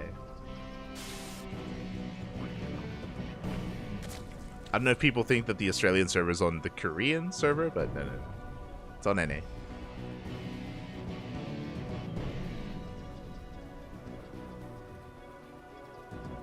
Here we go. We're getting into our openers, and this time a much more standard opener. Winding it back, if you remember, we were putting a lot of emphasis and a lot of attention to how Dark was playing in game 1, talking about his gaseous opener, which is very unique to Golden Aura. You know, there's a bit of a PSA for any kind of Zerg player in the chat that saw game 1 and they're like, oh my god, I can be this greedy and I can, you know, just rely on roaches and rush into a hive and all this crazy stuff. Kind of, yes, but specific to Golden Aura. Golden Aura, the other map that you can do this on is Radizet Station. If you don't veto it, Radizet Station is another map where you can be hyper greedy on. This time on Alkyone, Hatch Gas Pool, standard opener out of Dark. So, standard opener as the Reaper is going to be dancing in with these Lings. Dark actually going to be investing into a 5th and 6th Ling as well. So quite a lot. So very standard of Dark. He's one of the few Zerg players that goes into 6 Lings instead of 4. As he will zone away Oliveira. Back at home, Oliveira likewise going for an economic opener as well. Once again, a 3rd CC. 3rd CC before Starport. To wind it back, in game 1, it was 3CC 2-1-1. There was a 2-1-1 follow-up to this. A 2-1-1 is 2 Raxes, 1 Factory, 1 Starport. We'll see if he goes for that again, or if he goes for a Starport instead. A 1-1-1 follow-up is what I'm getting at. So my eyes are on Oliveira as we go for an add-on swap. We're going for early game Cyclones. Interesting. Cure, is that you? Oliveira. For those wondering, both Cure and Maru, they have been playing around a lot with Cyclone openers. Now, this isn't a mass Cyclone build. You make 2, maybe up to 4 Cyclones. The goal is for map control. You shut down Overlords, you vie for control of the creep, you can threaten Queens. It's just a way to be a little bit aggressive early on. We're not going to be massing them up. So the Cyclones have revealed themselves. Once again, back at home, we have a Roach Warren on the way from Dark. As to be expected, it wasn't a gasless opener this time, but Dark, he skipped link speed, or delayed link speed, I should say, into a faster Roach Warren instead. Which is very Dark-esque. We spoke about it before, but Dark, he does embrace the Roach quite often. Does rely on Roaches in the early game, more often than not in this matchup. As Oliveira is going to be trying to punish this 3rd with those Cyclones. Behind this, a really interesting follow-up. So the Starport has been delayed because of that. Okay, because of the Cyclone production, and we're getting into another Rax. We're getting into a 2nd and a 3rd Rax. This is interesting. So we're building up an abundance of a bioarmy of Marines and Marauders. We're getting into double eBays as well. But we're going to be stuck at home because we have a very delayed Starport, which means very delayed medevacs to actually drop and sustain ourselves. Interesting. If it wasn't for the third CC, I would be like, man, are we going all in? But yeah, I mean, it was a 3 CC opener. Cyclones, they do get a kill on another Overlord. As we rotate around, we can't quite push in though. Plenty of queens in position. Dark is cutting workers. Dark, he is not saturating his third base. We have Ling speed on the way. Roaches, Ravagers, pure Ling. Dark is going for one big push. We're cutting workers at 39. It's all or nothing for Dark. And Oliveira has no idea. Oliveira, he doesn't have a tank. He went for Cyclone production. He has add-ons on the way to the factory. He has double eBay on the way. Oliveira maybe being a little bit too greedy. And here we go. Dark has arrived. He's knocking down the wall. Lings are flooding across the map. Dark is all in. And Oliveira's not ready for this. Ay, ay, ay. And Dark collapsing on this position. SCV's going to be going to the Biles. The Biles connect as well. And sure, these Marines, they may have stim, but there's no medevacs. GG gets called, and just like that, Dark will take the series 2-0, killing Oliveira before he could get into his own game. GG.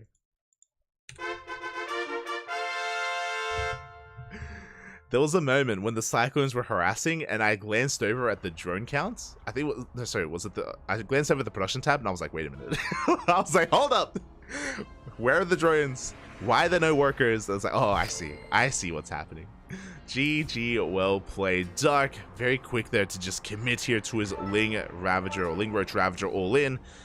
And I don't even think Dark was fully aware of exactly the build that Oliveira was going for. It was very interesting. It was very unorthodox from Oliveira. So because of his build of choice, again, delayed tank production, no medevacs to be active on the map, he was heavily reliant on his Hellions and Cyclones to scout, and he was being active, he was vying for control of the creep, but what he wasn't doing, he wasn't checking the third. He wasn't checking the third for drones.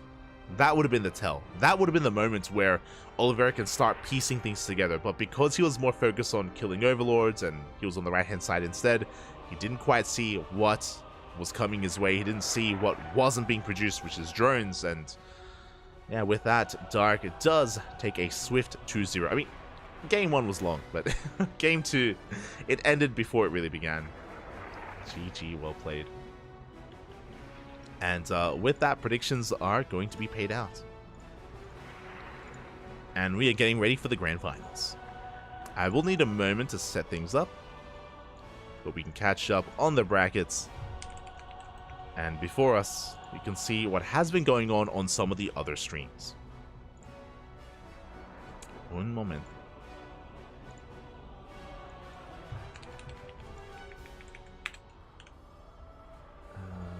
One moment.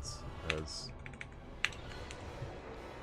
here we go. Okay, so exclamation mark B if you want to have a look at the fancy Wikipedia page. But here on Challenge, we have some results. Again, the lower semis was casted by everyone else, by Into the Inu in Korean, Enki in Spanish, and Dave Testa alongside Chicken Man in English as well. They covered Hero versus Cure, and it went all the way to the ace match, went all the way to game 3, and Hero did take it 2-1, advancing on to the grand finals. So we have a Dark versus Hero finals once again.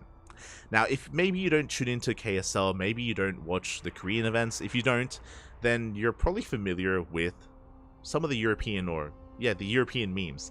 There is a meme, of course, where like in every ESL Americas or ESL Europe, it's like Clem versus Max Packs over and over and over again. Clem versus Max Packs constantly in the finals of these tournaments. The reverse of that, or the Korean variation of that, is Hero versus Dark. Hero versus Dark constantly in so many KSLs, ESL Open Cup Asia, Kung Fu Cups. Hero versus Dark, they face off constantly, time and time again, multiple times a week. The equivalents of, you know, Clem and Max Packs always playing in the European tournaments. So yeah, no big surprises here. Hero and Dark, it is destined that they must face off, whether it's the finals or the semifinals or the quarterfinals. Hero and Dark, they always find each other. They always do find each other. And they go back and forth as well. Predictions will soon be open. Don't worry, we're just waiting for the vetoes to get through this. But it is going to be a best of 5. A best of 5, and Hero and Dark, they do go back and forth. Very rarely is this one-sided. Very rarely is this a 3-0 or a 2-0. It usually goes the distance. Usually, not always. I should preface that. There are some weeks where either Dark or Hero are just in form and just really hot and ready to go, and it's beautiful. As the lobby has been made, which means, if you're in the chat, predictions are open.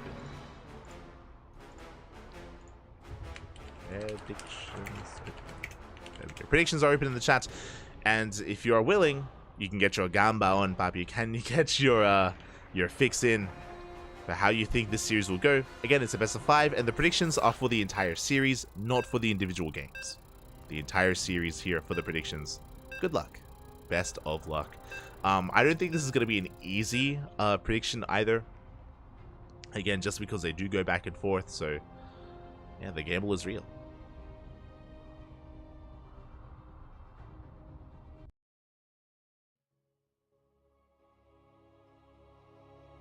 Catching up in the chat. Light is from I'm not from I've never been to America. What are you talking about? Just catching up in the chat. Shaking my head. And here we go. Spawning in the top left-hand corner of Golden Aura, we have the South Korean Zerg player representing CranKy Z Gaming. It is Dark. And spawning in the bottom right-hand corner, we have his opponent. We have the South Korean Protoss, also representing CranKy Z Gaming. It is Hero.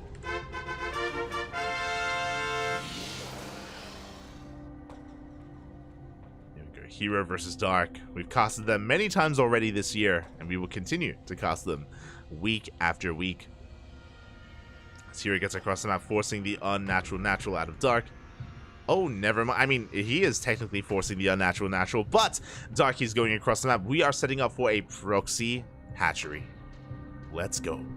Now, Dark is very aggressive in ZVP, more so than against Terran, and we have seen a lot of all-ins and a lot of proxy hatches out of Dark in recent times. He is willing to be that aggressive. He does go for a hatch first back at home, but here comes the hatch block in the natural. So the goal of this hatch block is to deny mining. Probes are being pulled, a lot of lost mine time here for Hero, and it is designed to really throw a wrench in the works and disrupt the opener of the Protoss. Now, we casted Dark versus Trigger recently. I think it was in ESL Open Cup Americas a couple of days ago, and Dark did this to Trigger every single game. Every single game he went for a proxy hatch, he went for a hatch block, and Trigger shut it down and punished Dark for it every single time as well. So I'm curious how good the defense and the reaction from Hero is going to be. Interesting.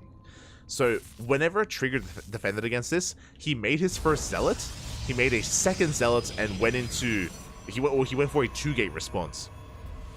He'd go for like a Zealot Adept counterattack, and he would actually get quite a lot of economic damage done as well. Dark did win the series, but Trigger would always get ahead in the early game off of this proxy hatch. Sorry, off of this hatch. I keep calling it a proxy hatch. Off of this hatch block. Instead, Hero, he cancels the Zealot. He's going to be going for a more reserved response instead. I mean, he did force a cancel. Now he's getting into his Adept, and we're getting into our game overall.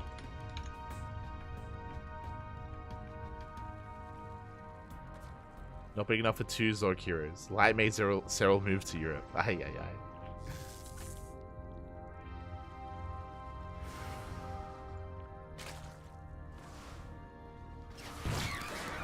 Adept does arrive, and there's very little to defend. The Queen is not in position, as because of the earlier hatcheries, Queen production has been delayed. Can we get a drone? The Adept is going to be respecting this, though, is going to back off. Get the hell out of there. We got 2 Lings. I think there was potential for more damage. You can see how late this Queen is, by the way, and yeah, we deny mining time at the natural once again with 2 Adepts. Ugh, again, this is the downside of the hatch block. Delayed Queens, delayed Lings. So trying to get us surrounded. We do get one of those Adepts. Big pickoff here from Dark. Very big pickoff as we force out more Lings, and we do force out Adept out of the main towards the natural.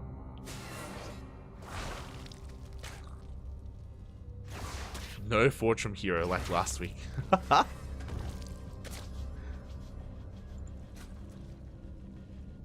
As we're getting into this, we missed out on KSL last week, unfortunately. But again, it was just a hatch block here. All is looking good. Link speed is on the way. Dark is just going to be saturating, droning up his bases, but still trying to keep up here with the adept harass of Hero. As behind this, we have our tech of choice. It is going to be a Stargate. The drone, the drone was still alive, by the way. Drone finally goes down, but was able to get eyes on the Stargate, also on the Oracle that's on the way. So Dark, he is now mentally prepared. He's getting ready, repositioning his queens, protecting these mineral lines. Getting ready for this. As Ling's going for a counterattack, and they do manage to force the activation of the Pulsar Beam.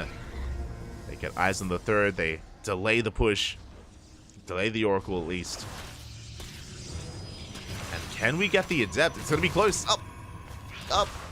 The Adept is barely not going to go down. Whew, some close stutter stepping there from Hero. The Oracle gets across the map, and the main, there is no Spore. Only one Queen. 2 workers go down, and a lot of lost mine time. As the Lings, they have arrived, and they finally do finish off that Adept. But yeah, as the game is settling down, this is still just a really awkward position. Dark is trying to get on 3-base saturation, main-arting his drones over towards the 3rd base. Very limited gas is taken here from Dark. 0 gas income. And Hero, he's following this up with a Twilight Council and a Forge, but he's going for glaives? Okay. I was caught a little bit off guard, not gonna lie. Oh, the Oracle does go down. Big overextension out of Hero, but okay, so usually, for some context, when we go for something like a Forge and a Twilight Council, this is for +1 and either Blink or Charge.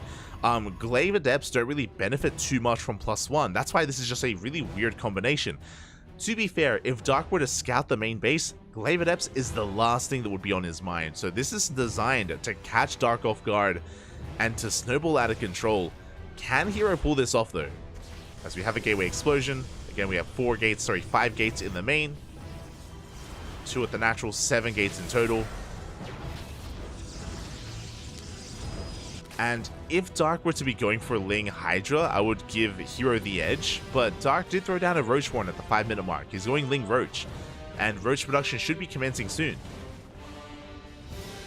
We'll see. We'll see if Hero can catch Dark with his pants down. Dark, he's only got 2 Roaches. He's droning! Oh.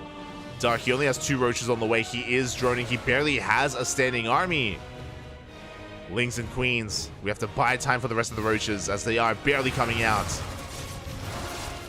The Glaive Adepts, they do shade in. A couple of workers are falling. The Lings are being cleaned up. Roaches are coming out just in time. So we shade in towards the main. So far, only 4 workers. Darky was very quick to pull away. Oracle's push into the 3rd base. 8 workers now going down. The kill count getting higher and higher. Oh! As we commit once again, we're going to be able to focus down as many workers as we can. 15, 16, 17 drone. Oh my god. 18 workers. And we're not done.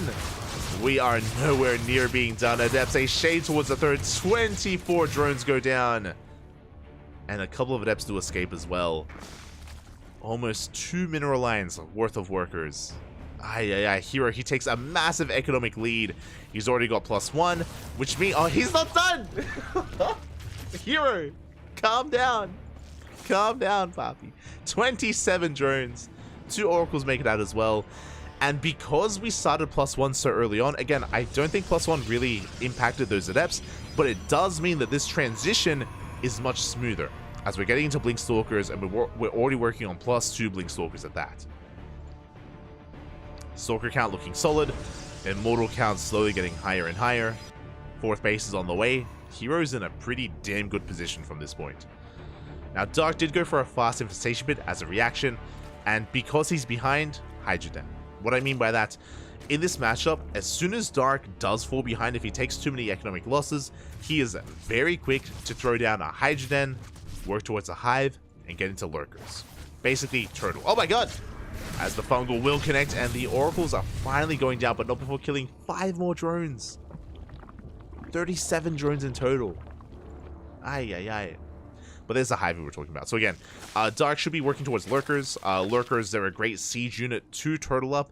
Very similar to if you were here for the semifinals, Oliveira versus Dark, where Dark had mapping control, Oliveira just completely walled off and turtled up. Same thing here. There's a lurker den. Before the lurkers can really hit the field though, Hero is here. He can smell blood in the water. He knows that if he gives Dark time, Dark will recover. Hero, he cannot just allow Dark to get into lurkers. Lings are going down, but Dark, he still has a pretty hefty army, and with these infestors, he has fungals to slow down these stalkers. And the pressure is on. Stalker's getting shaved off. The first Colossus does arrive. Fungal connects with the Colossus as well, and the Colossus goes down. Ay, ay, ay. We still have a couple of Immortals though. We can still keep on pushing. It's not over, not yet for Hero. He dives on top of the Ravagers, gets us around as well. And every single Ravager is going to be focused down. The boys are being pulled. Was this a little bit too adventurous? The Ravagers, they survive. Oh my god, a massive overextension from Hero. He's going to be losing everything. That was so close though. I understand the logic of diving on those Ravagers, but he did not get them. It wasn't worth it in the end. Fungal will connect. The Biles barely are dodged. And as time goes on, we have lurker upgrades on the way. As soon as we can get like 3-4 lurkers, the push is over. Hero knows that. He's expanding. Taking another base. He has missed his opportunity. He has missed his timing. And any kind of advantage that Hero once had, he still has an economic lead, I will say, but again, he's not as far ahead as he once was. He lost so many Stalkers in that fight. 21 Stalkers went down, as well as the Colossus and Immortals. And Dark survives. And now he gets into lurkers, which means he's forcing a later game, a longer game out of Hero. So Hero, he has to back off, lick his wounds, take a 5th base. He's taking up into Disruptors, taking up into a Templar Archives. Once Hero has a stable army, this is where I have to start being a little bit critical if Hero doesn't start taking into Skytoss. As you may be aware, lurkers are ideal against a ground toss army. There it is! Fleet Beacon. Let's go. We have been critical of Hero in the past for transitioning too late, but this is perfect. This is a good timing here for the Fleet Beacon to get into Skytoss, to start working on those carriers. Meanwhile, back at home, we have a Nidus. So Hero, he may be teching, that is true, but Dark is not gonna be giving him the room he needs to actually take up into those carriers, into those Tempests. Dark is maxed and is looking to be hyper aggressive with this army. Overseer is queued up to go into the main, so Overseer is making its way over. Lurker count is getting higher and higher. Spire is on the way as well. And now the game becomes, can Dark punish Hero? Can he cripple Hero before he gets into Skytoss? Suddenly the roles have reversed in a way. As Hero is going to be the defender. We can see Dark going for a big counterattack towards the bottom left. Roach army towards the top right. And Nidus into the main. A tri-pronged attack here, but there is a cannon in position. Hero with the foresight. And Lurkers pushing in towards both bases. Because there's a cannon, the Nidus cannot be thrown down. But Dark, he's breaking in. The Lings, they get into the mineral line. Probes are going down. Dark, he may not break the army, but he is as well. The Zealots are falling. The Disruptor goes down as well. 22 probes fall here in the mineral line. And Dark is pulling Hero apart. Hero looks like he is going to be able to collapse on this southern army. At the same time, Dark pushes into the 5th. And Hero is just having a hard time keeping up. With the completion of this Nidus, we can just evacuate. We can just get the hell out of here. The Nexus is going to survive. It should survive. As Lurker's just going ham, and Hero, he's just going for a counterattack. He's just going for a bit. He knows that he's lost too much economic damage. We have to push across the map. We have to try to punish Dark back at home instead. But there are Lurkers back at home. There are Lurkers waiting for Hero. Hero was hoping that maybe there'd be a window. Maybe there wouldn't be enough Lurkers back at home. Storms are upon us. Lurkers are going down. They're not done. The Lurkers are still not done. And Hero, he is breaking through. He is slowly pushing through again. He's very all in. Lost so much of his economy earlier, and he's doing it. Hero with this counterattack, he breaks through the defensive line, pushing into the natural. There's one lurker left. GG gets called, and Hero will take game number 1. Whew, GG. A very, very dynamic game there from Hero and Dark as well. Very back and forth. The pendulum swung one way and then the other, and after losing so many workers, it was the correct call for Hero to counterattack. He had lost so many probes, lost control of his bases. It would take too long to get into carriers. That was the moment to strike, and I was concerned. I was concerned that Dark had too many lurkers, that his defensive position would be too good. I should have had faith. I should have had faith in Hero's army, in the Disruptors, in the Colossus, in the Storms, in the Protoss, Pappy, in the Protoss, as Hero barely breaks through. Again, if those, I think there were four lurkers in production. If those lurkers were already done, if they were ready, then potentially Dark holds, and then Dark runs away with it.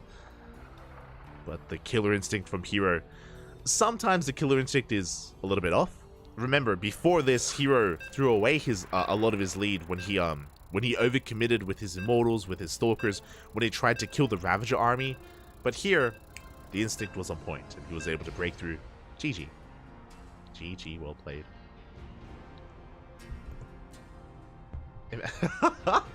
Imagine Dark catching Dark with his pants down. He thought he was safe. He thought the belt was on. It wasn't, Pappy. The pants were down, exposed. Let's get into the next game. Let's get into the next game. And here we go. Spawning in the bottom right hand corner of Side Delta, we have the South Korean Zerg player representing CranKy Z Gaming. Down in this series, but that was only game 1. And it's a best of 5. Plenty of games ahead of us. It is Dark. And spawning in the top left hand corner, we have his opponent, also representing CranKy Z Gaming, his teammate, the South Korean Protoss. It is Hero.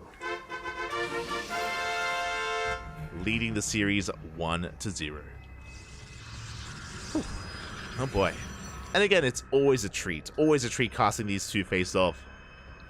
Always just hyper-aggression between our players, as Dark is going to be going for a hatch first. Barely does get it on location. As we get into our openers. Catching up in the chat.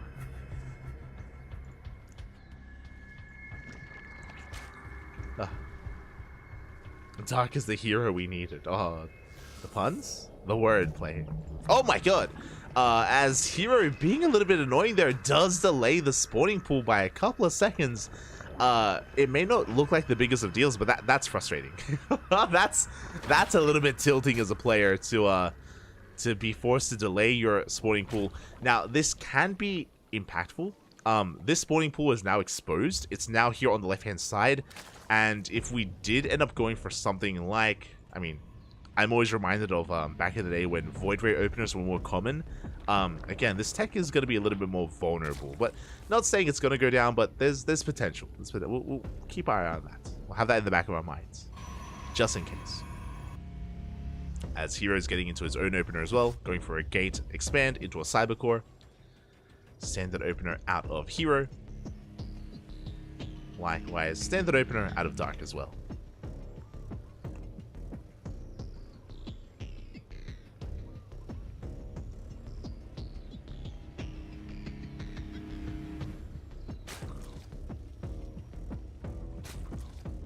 As for now, we are going to be getting into our tech of choice. Sorry, I was just catching up in the chat. Again, I don't really pay attention to chat in game, but like in between series, I try to keep up with the conversation, with what's happening. But for now, it is going to be a Stargate opener, so it should be towards Oracles as well. So everything is looking by the book for Hero. It's really after the Stargate that our eyes are going to be on him. Again, it was a wild build last game. Remember, it was a Stargate opener into a Forge and Twilight Council into Glaive at Eps, not Blink or Charge. It was crazy, and it worked wonders. As Hero got out of control, he got so much economic damage done. And we do not have an Oracle first. It's going to be a Void Ray. Now, what I love about Hero's Void Rays, as Adepts are going to be threatening Shades into the main base, is that this Void Ray is not queued to kill this Overlord. We don't really care about this Overlord. Not yet. This Overlord is going to die one way or another. There is no doubt about that. So why waste your time killing this Overlord? The Void Ray is queued to go across the map and kill some of these more otherwise Overlords that would otherwise escape. So we're going for the more... Oh, actually, never mind. We are moving in this direction. We will shut down this Overlord. So usually we go across the map to hunt down 1 or 2 Overlords and then turn back around. This is going to give Dark the opportunity to turn around with these Overlords and save them. Okay. And Hero, he's more concerned with expanding. Never mind. So he's not being as aggressive. Dark, he will escape with the rest of his Overlords. This will mean that Dark has less vision. He's going to have less of a presence, but... Oh, that is a Twilight Council. Are we going to see a Forge? If we don't see a Forge, this should be for... Actually, it could go one of 2 ways. If this was any other Protoss, I would say Glaive Adepts. 100% Glaive Adepts here from Hero. But Hero, I think it was 2 weeks ago, Hero showed us something different. He showed us a 3-base Blink Stalker all-in. I think it was an 8-gate. I think it was 3-base 8-gate all-in with Blink Stalkers instead of Glaive Adepts. So we'll see which one he goes for as we get a massive gateway explosion. And there it is. It is Glaives. Now, this is going to hit faster and harder than the previous game, than game number 1. This is a lot more traditional variation of going into a Stargate opener into Glaives. No +1. And we'll see if Dark can keep up. Again, it's very similar to game 1, but there's a lot more committed into the Glaive Adept push this time, and less so on the follow-up. If you remember last time, we had a Forge +1, so we can get into a stronger Blink timing after this. And there's a lot of pressure on Hero to get damage done with these Adepts, as we are just going to be banking them up back at home. The way this works, there's no Robo, so there's no way to reinforce across the map. There's no Warp Prism. We're just going to be banking up Adepts and sending them across the map via the ground. Ooh, Dark, he is not throwing down a Roach Warren. Dark, he hasn't been able to scout the main base because of the Void Ray, so Dark is in the dark, and he's going for a Baneling Nest instead. Ling Bane. It is not impossible to defend, it's just difficult, because you have to keep up with the Shades with those Banelings, and the Adepts, they reveal themselves! Ling's already going down. We need Banelings ASAP! There it is, the Banelings are on the way, 6 of them here at the natural. But they are so late, and the Adepts, they do shade in. The Queen's going to be able to buy some time. Adepts, they do not make it through. And the Banelings will finish. Banelings going to try and keep up with the Shades. And Hero is being zoned away from the natural. Does manage to make his way towards the 3rd base, but only 1 drone goes down. This is not enough damage. Not enough damage as Dark, he does preserve his units, and we are forced to recall back home. A solid defense out of Dark. Now, Hero, he has a good economy behind this, but there's a lot that he doesn't have. So, the downside of going for Glaive Adepts like this is, 1, Blink is delayed.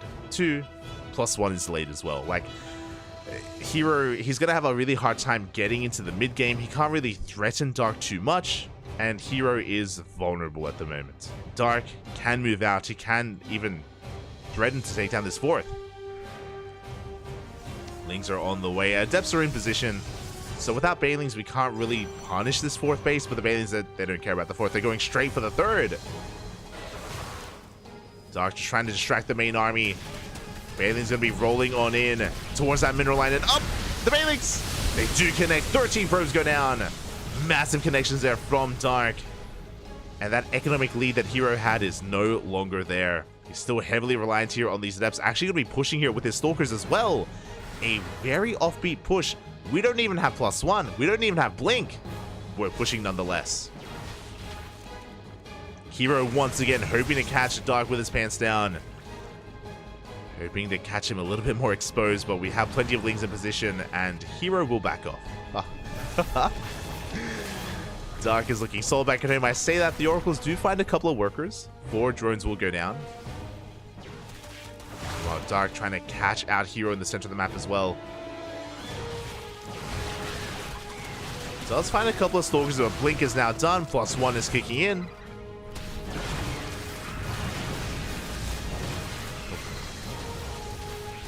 do manage to engage. The Bailing speed is going to be heading towards those minerals, but alas, this time the Bailings do not get into the mineral line, and Dark is bleeding out too much.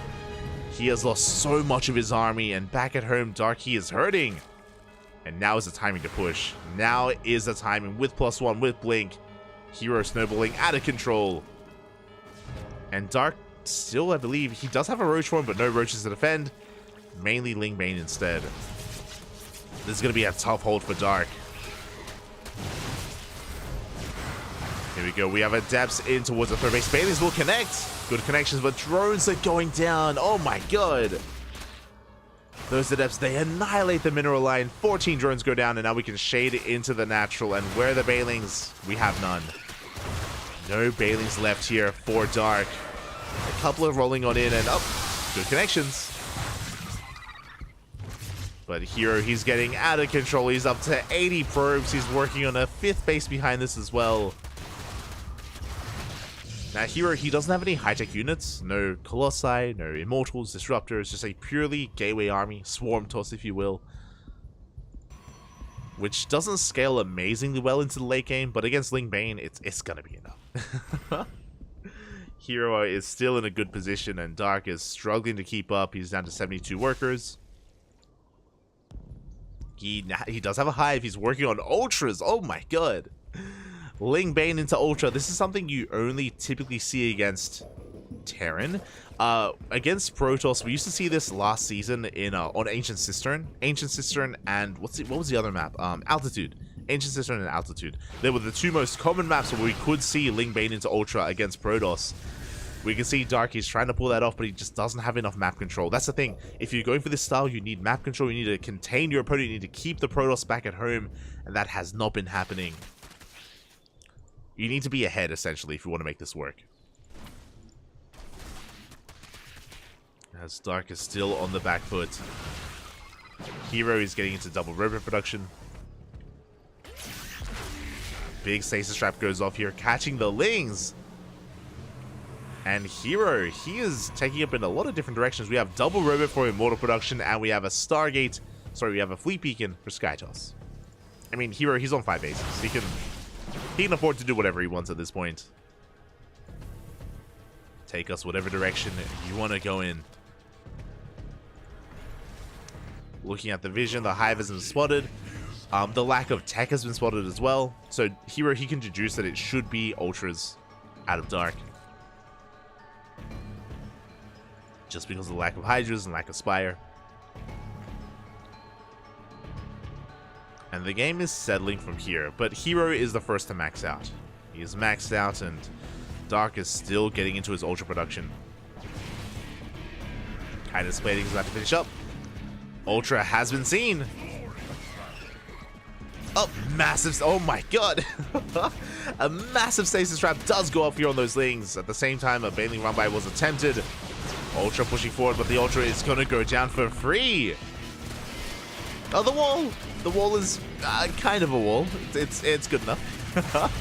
Going to be able to hold on. Dark going to try to pull apart his opponents, but we're bleeding out Ultras. We're bleeding out too many high-tech units. Zealot run by does take down a hatchery. And Dark, he is gaining ground. Lings, they get into the natural. They push towards the fourth. But that's a mothership on the way. Dark doing everything he can to just keep Hero busy. Gets into a mineral line.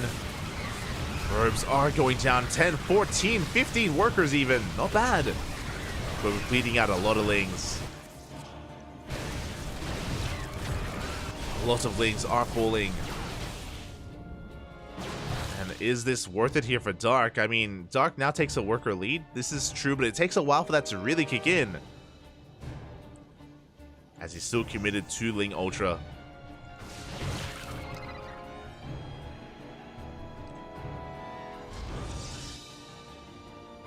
As Dark is not quite ready for... I mean, there's no Skytoss. To be fair, it's only a mothership. We don't really need Corruptors. Not yet. Dark still hyper-fixated on Ling Bane Ultra. Hero going to be responding with Archon Immortal. That's a lot of Archons. We have Storm. We do not. No Storms available. think that's a bit of an oversight from Hero.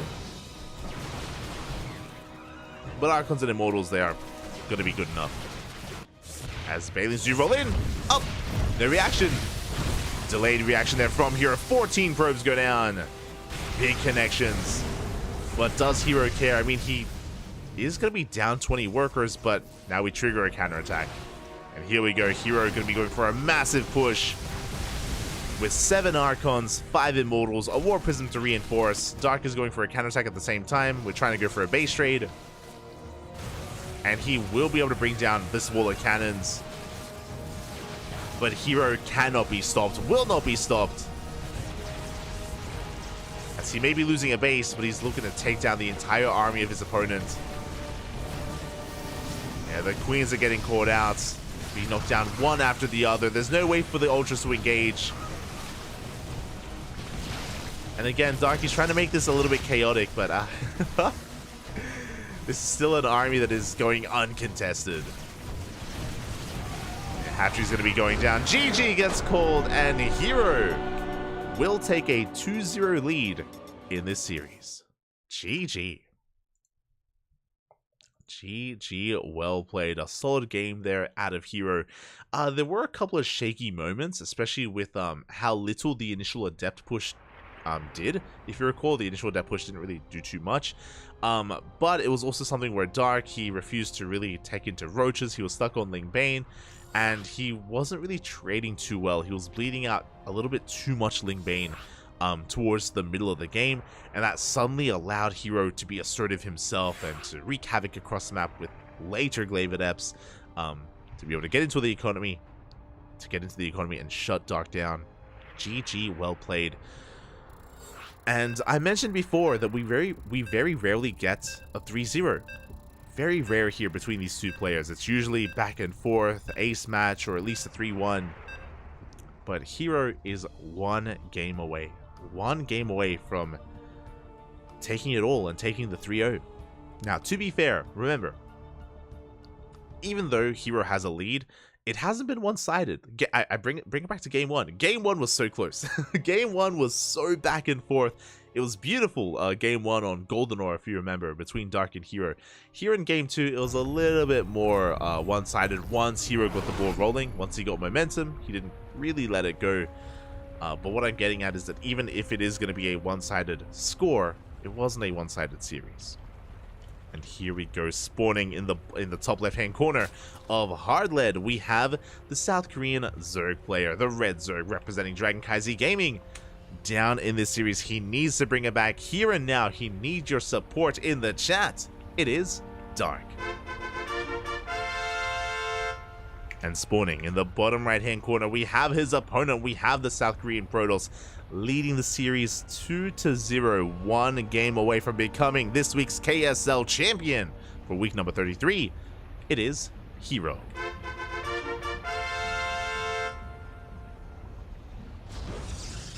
Also on CranKy Gaming. Oh boy, and I'm curious, how is Hero going to open up? Because 2 games in a row already, we've seen Glaive Adept variations. Game 1 was a little bit less committed into a faster +1 into the follow-up. Game number 2, it was more committed. It was a straight up Glaive Adept after the initial third base and Stargate opener, and yeah, Hero was able to eventually get damage done with it. The initial Glaive Adept push was a little bit lackluster.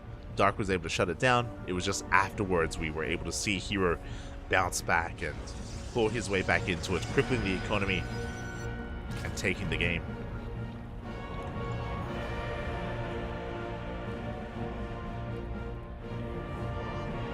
And we'll see how this does turn out.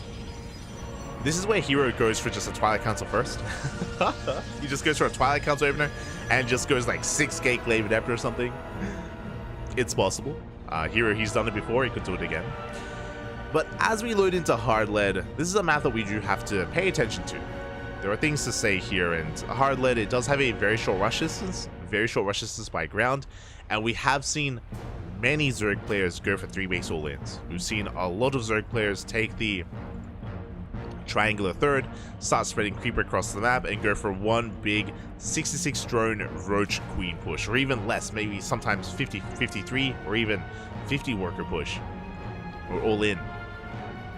So we have seen a lot of aggression on this map. Based on the base layouts, it doesn't look to be the case. I mentioned before that if you take the triangular third, you can actually use this as a launch pad to spread creep across the map and to get the ball rolling. But Dark takes the linear third base instead, more of a defensive, more of a passive third base location as the natural, so an interesting choice here from Dark. So we'll see if he goes for a longer game or if he does end up cutting workers. I'm quite curious. As for now, hero, he's going for a Stargate opener. It's going to be Oracle first, once again out of our blue Protoss. I mean, I say that. It was actually Void Ray first in the previous game, if you remember. So with an Oracle first, hero, he's going to have a harder time hiding his tech and keeping that tech hidden from his opponent. Which means the chances of this being a Glaive Adept follow-up is very low. Very low chance of this being a Twilight Council into Glaives. Not impossible, but just low. His first Overlord is going to be going down. Oracle's going to be moving out. Again, there's no reason to turn back around with these Overlords because there's no Void Ray. And Hero is going to be threatening those bases. We have 2 Queens in position in the main, just in time to zone away that Oracle.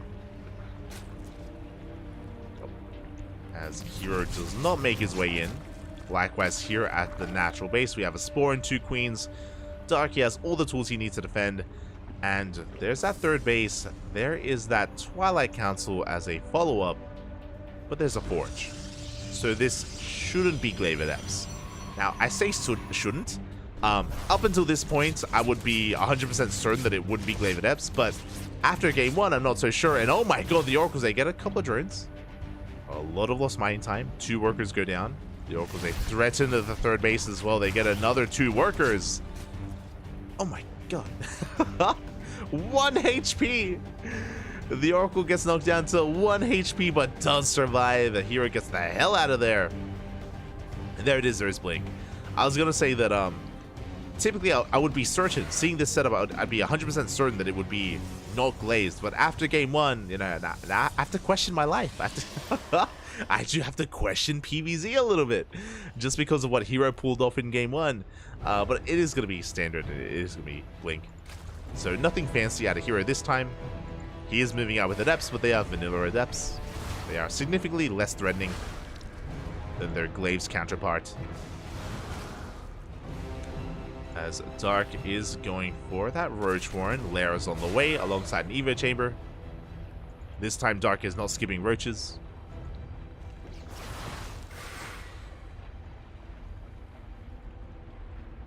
Lara well underway.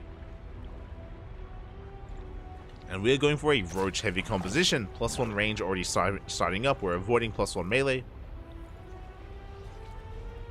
And I'm curious. I'm keeping my eye on the drone count. Dark is looking to take a 4th base. That's true. But I'm really curious whether or not Dark intends to saturate that 4th base. Or if we decide to hit a timing with speed and +1. This hero's going to be pushing on the right-hand side. Ooh, and it looks like he will not commit to the Shade. And we are droning. Okay, we have additional tech being thrown down, gases are being taken, and Dark is going for a Spire. Let's go. Now, this is the Dark that I know and love. So Dark, in this matchup, if he can ever get away with it, he loves going into mutas. Unscouted mutas can completely annihilate a Protoss player, but the Oracles, they go in! And Hero, he catches wind of this. He does get eyes on the Spire. Ay, ay, ay. A very crucial scout, and with that, Hero can now prepare back at home. He's already got Blink, but he can start focusing on some Phoenixes. Or he can push, actually. I like this a little bit more. So, okay. So Dark knows that, 1, there's a chance that Dark is going to be building up his gas and his mineral bank to make mutas, which means he would be vulnerable at the moment, so Hero is pushing. Now, because Dark knows he got scouted, the likelihood of him actually banking up for mutas is very low. And yeah, he's got Roaches and Ravagers on the way. He's ready for the push. Dark is taking this very seriously. Now, unfortunately, this means that he can't actually use the Spire, and then we go Hydrogen instead. We spoke about this before, but we have a Hydrogen and a Hive on the way. Dark, he recognizes that he lost his advantage, he lost his tech advantage at least, and he's racing into Lurkers. Lurker play is going to be on the way for Dark, which means Dark is going to be taking a more defensive position back at home. He does end up sniping that Observer. Their 5th base is on the way, we're droning, working on upgrades. +1 range now working towards +2, seamlessly they're going to be supporting the eventual Lurkers as well. And here comes Hero. Before Lurkers can come out, Hero is here. Can Dark hold on so far? We dive on top of the Roaches. There aren't too many Lings. There isn't enough to support the Roach army, and Dark is going to be losing a lot of ground. And he has to back off, and this 5th base is going to be cancelled. 22 Lings now in production, and Hero should back off from here. A good start, a good denial of the 5th. Hero, he rotates around, pushing towards those rocks. Meanwhile, Lurker Den is on the way. Dark, he needs a little bit more time for those Lurkers. Dark supply blocked, actually. Oh my god. 6 Overlords on the way. Vipers in production. And Hero is pushing in. Oh my god, with 1 Colossi with an Immortal. And Dark, he can't really engage. He can't push in. He's going to try to. He has to. He has to push in, but the Colossi, they do kite back. They avoid the Biles. And Dark, he has to give up on another base. A massive blink forward here from Hero. Diving on top of the army. On top of those drones. And without Lurkers, Dark cannot hold on. Being punished here for taking into that Spire and for not being able to make use of it. GG gets called. That is all we had left. Hero, he takes a series 3-0, becoming this week's KSL champion. GG. GG, well played. It was a very pivotal moment when Hero came in and he scouted the Spire, which meant that Dark had to completely switch gears. And that Spire means a couple of things. One, it is resources invested into tech that we never made use of. That's true. But 2, that's a delayed Hive. It's a delayed Hydra Den. It's a delayed Lurker Den. We were waiting to get into one form of tech and we had to completely switch gears. And that means that those Lurkers, or even the Vipers, were not ready for the push of Hero. Hero, he knew that he had an advantage. He knew that he had a window where he could take advantage of Dark just because of the delayed tech and because of the, you know, the transition that Dark had to make. And Hero was able to abuse that completely. GG, well played. Very well done here by Hero. Very solid performance. And he will take the 3-0 in the end. Oh my god, a very powerful 3-0 here. Again, this final game, it did come down a lot to Dark just gambling a little bit when it came to throwing down the Spire. You could argue like maybe like a more hidden location or trying to keep up with the Oracles, but like props to Hero for being that active as he was with those Oracles to make sure he was aware of what kind of tech Dark was working on, and GG, well played. And my condolences to Dark, but also a shout out as well, because, hey, Dark, he may have lost in this series, but he did a damn good job getting here. He was looking so damn... I should refresh this page. Hold on. As it is a little bit outdated. It just hasn't been updated. So, Dark, of course, we casted him earlier. He did take down Oliveira and Nightmare. No, no one could touch Dark until Hero. No one took a game until Hero, and Hero is the best Protoss in Korea. So, if anyone were to take down Dark, it would be Hero. It would be our ex-CJ Hero, of course. And yeah, GG, well played. Congratulations. As a shout out to Cure. I mean, a shout out to all the players that competed, but Cure was likewise the only one to take games off of Hero. Technically, that is true. As Cure did go down in the semis. And if you enjoyed this tournament, if you enjoyed the broadcast, this is a weekly. This is the KSL, the Korean StarCraft League, a weekly online tournament for the Korean scene. It is not region locked. If Europeans or North Americans or Southeast Asians, if other players want to participate, they do. You can see that on the bracket. Scarlet signed up didn't quite participate. There was a bit of a walkover there, unfortunately. Miyamaika got involved as well. Hapsaya, the American Protoss, or Canadian?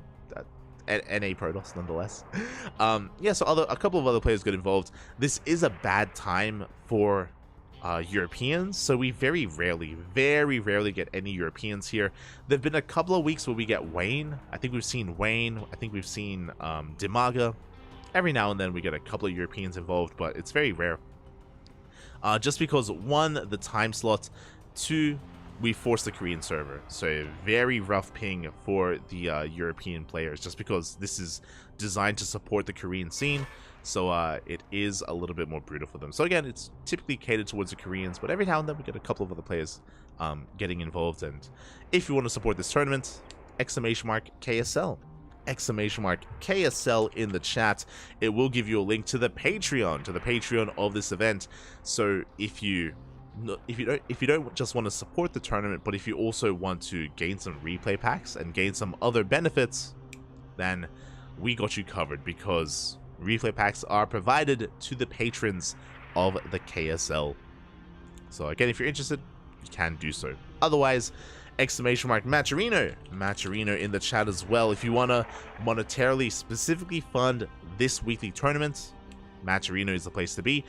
There are also some free coupon codes, so check out the Matcherino link. There are plenty of coupon codes available, and you don't have to spend any money of your own. It just goes to show that, hey, I mean, it's basically Matcherino sponsoring this event. They do give us some money, or they give the event some money, essentially, as long as there is enough attention on it. So coupon codes do help 100%, as they do add up over time. They do boost the prize pool. So that is available as well. Otherwise, thank you. Thank you so much for watching. Thank you so much for your support. A bit of a shorter broadcast today. This was 3 hours. Usually it's around 4 hours. I appreciate a shorter broadcast. I would like some sleep. I would like some veg. It's early here in Australia. It's 5 p.m. But I mentioned before that I was up late last night casting ESL Masters Americas, and we have another cast in a couple of hours. We're going to be covering WTL, World Team League. Let me just double check. World Team League is in 6 hours. 6 hours time is WTL. So I can sleep for like maybe 4 hours. Maybe I can get a good nap in. I should be able to recover. If you don't know, World Team League is, I guess, the current era of Pro League in a way. You know, all the best teams in the world, they all come together. Dragon Kaiser Gaming, Team Liquid, Team Basilisk, Shopify, Team Liquid, Psystorm Gaming, the best of the best. All the teams, they do get involved and they do compete in a league format. Tonight is going to be Team Liquid versus Mystery Gaming, and Onside versus SSLT, the Starving Camels. So some quality matches are going to be going on in 6 hours time. So if you are unsatiated, if you're going to be awake in 6 hours, mark your calendars, set your alarms, and we're going to be live again on this channel.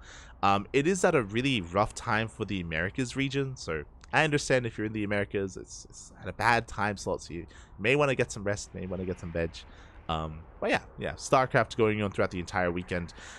It is going to be clashing with ESL Masters, which is why we're not covering ESL Masters tonight. We're going to be casting WTL. After WTL, we may co-stream ESL Masters Americas. I'm undecided, just because we have another tournament after that, so yeah, the weekends are busy. Weekends are quite busy here on the CranKy Ducklings. A lot of casting to do. As I just alluded to, if you enjoyed the casting and if you want to support the CranKy Ducklings, !socials. !socials in the chats. Hold on, I'll pay out predictions. Let's go. !socials in the chat. If you want to follow us, we have Twitter, we have Facebook, we have Instagram, we have a YouTube channel, we have a Discord server as well.